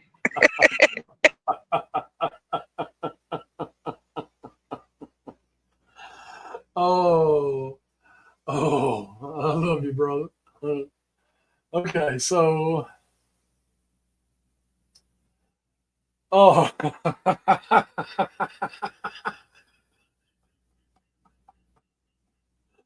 I'm sorry. All right, Somebody so said, "Oh, go ahead." Chrissia,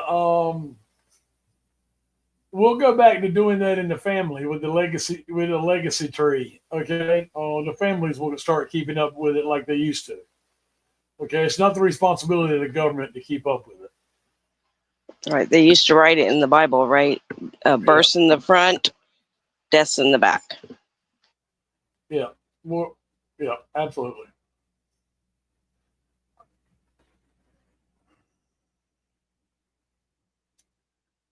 Right on, Renee. I'm not a U.S. citizen. So, guys, some of y'all may remember this video. We played it a little while back. This one we made is about Project American Bread and Circus. Here's a quick reminder for you. All right. And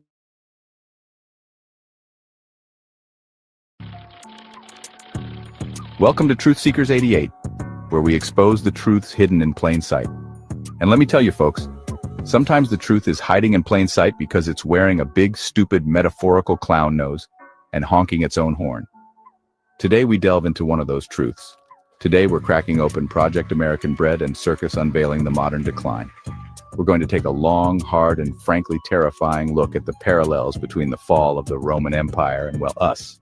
Buckle up, kids, because this ride gets bumpy. Okay, so picture this. Rome, the big cheese of its day. They had roads, they had sanitation, they had togas, which honestly seemed like more of a hassle than they were worth, but hey, who are we to judge? Point is, they were top dog. But here's the thing about empires, folks. They love a good crumble. And Rome, well, Rome was basically the poster child for crumbling empires. Now you might be thinking, Michael, what does this have to do with us? We've got smartphones and indoor plumbing, and you're right, we do.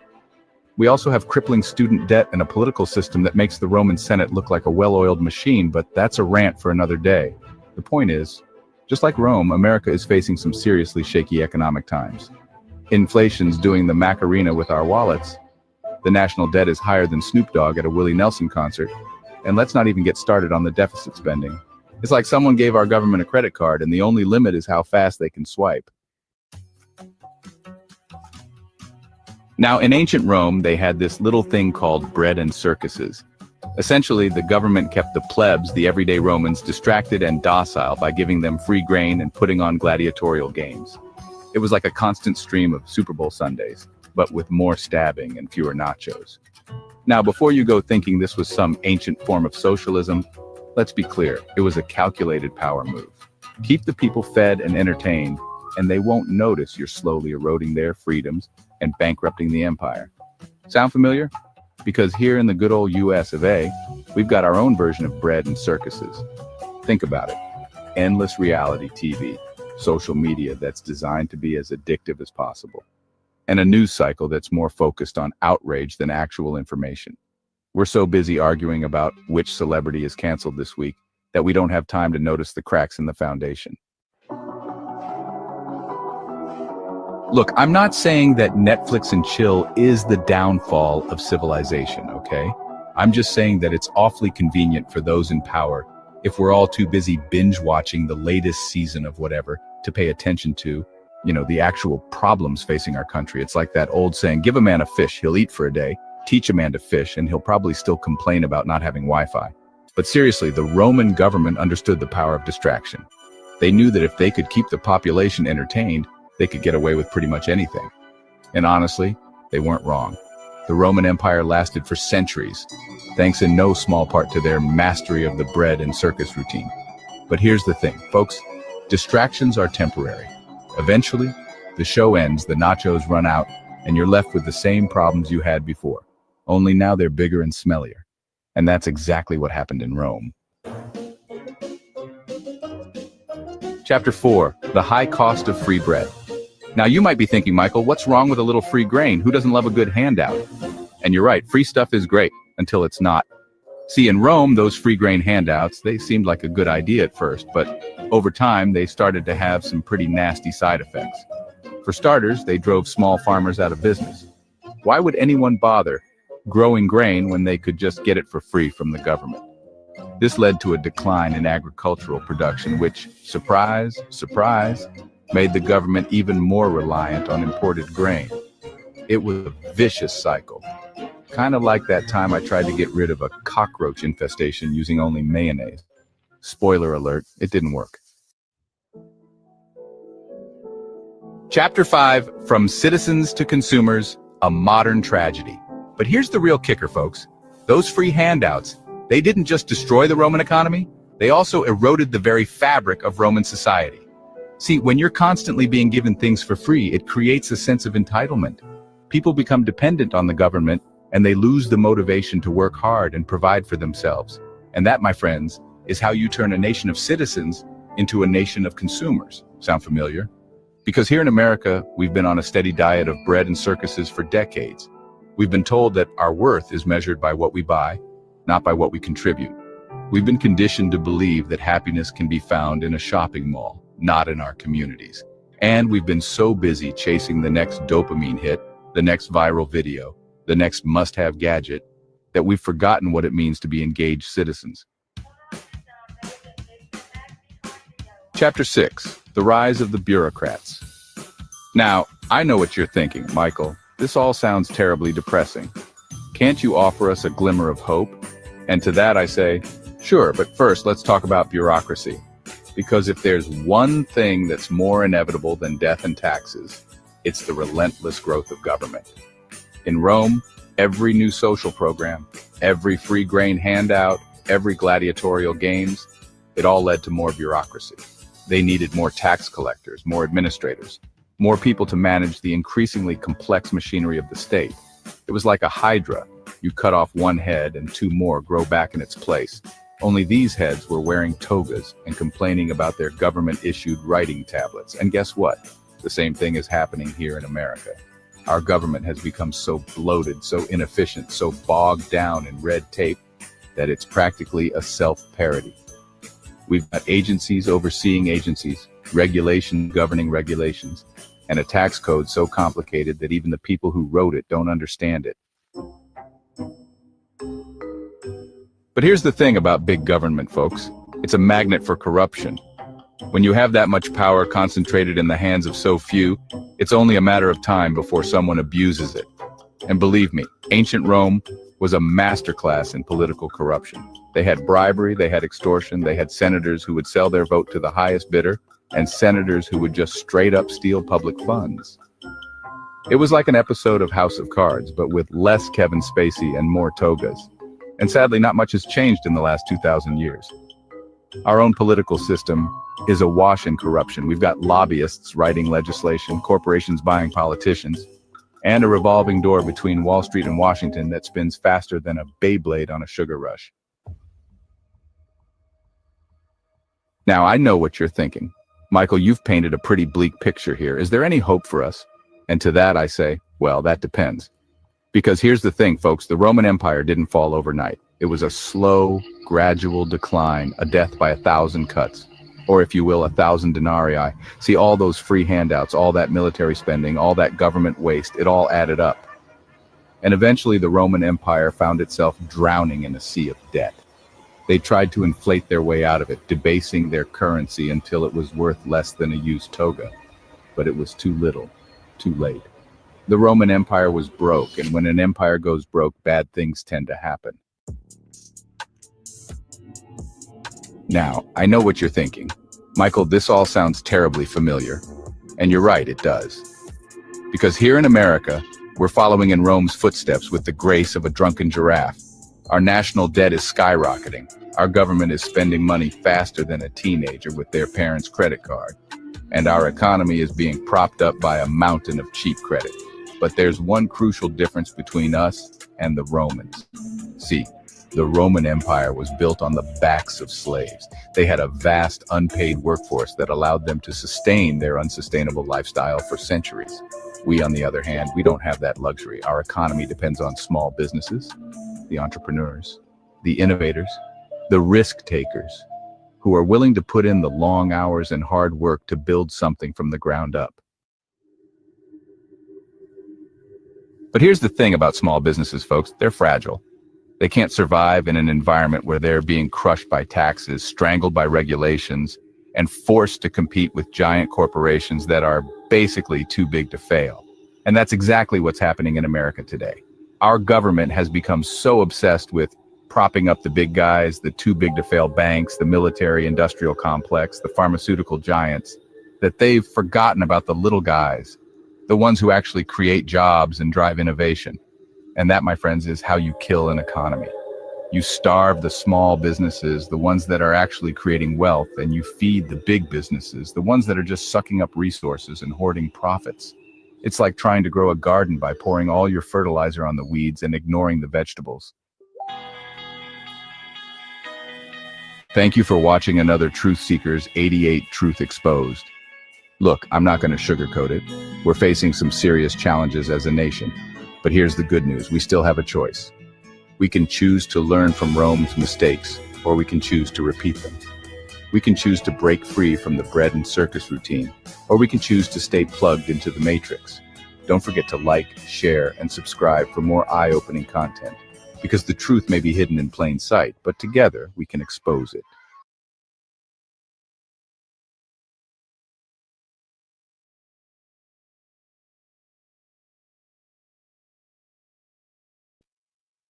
All right. So, Nadine, we'll share it back in Telegram again for you. No problem. It has been a wonderful time sharing with you tonight, guys. And I've enjoyed some laughs. Sheepdog brought the jokes. And they were funny tonight. I'm just glad y'all laughed. That's all. Right, It's right. good to laugh. It's good to laugh. It's good for the soul. Yeah, I kind of wish my mom and dad were alive for this time too. Really, really do. And I know there's a lot of us out there like that. And they really are alive, guys. They're here with us. And they're actually They're in us. That's exactly right. They're in our DNA. They're in our In your heart. DNA. Yep. Yeah, we carry it on in our blood. It's in the blood.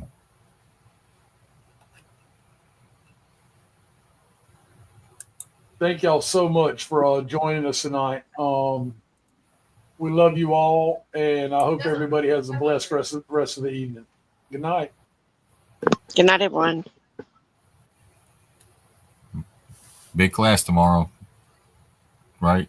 Oh yeah, big class tomorrow. That's right. Yeah, absolutely. Thank you. Yep. Yep. Which is excellent. Every question is being answered. I mean, I'm impressed. It's amazing. Yeah, it is.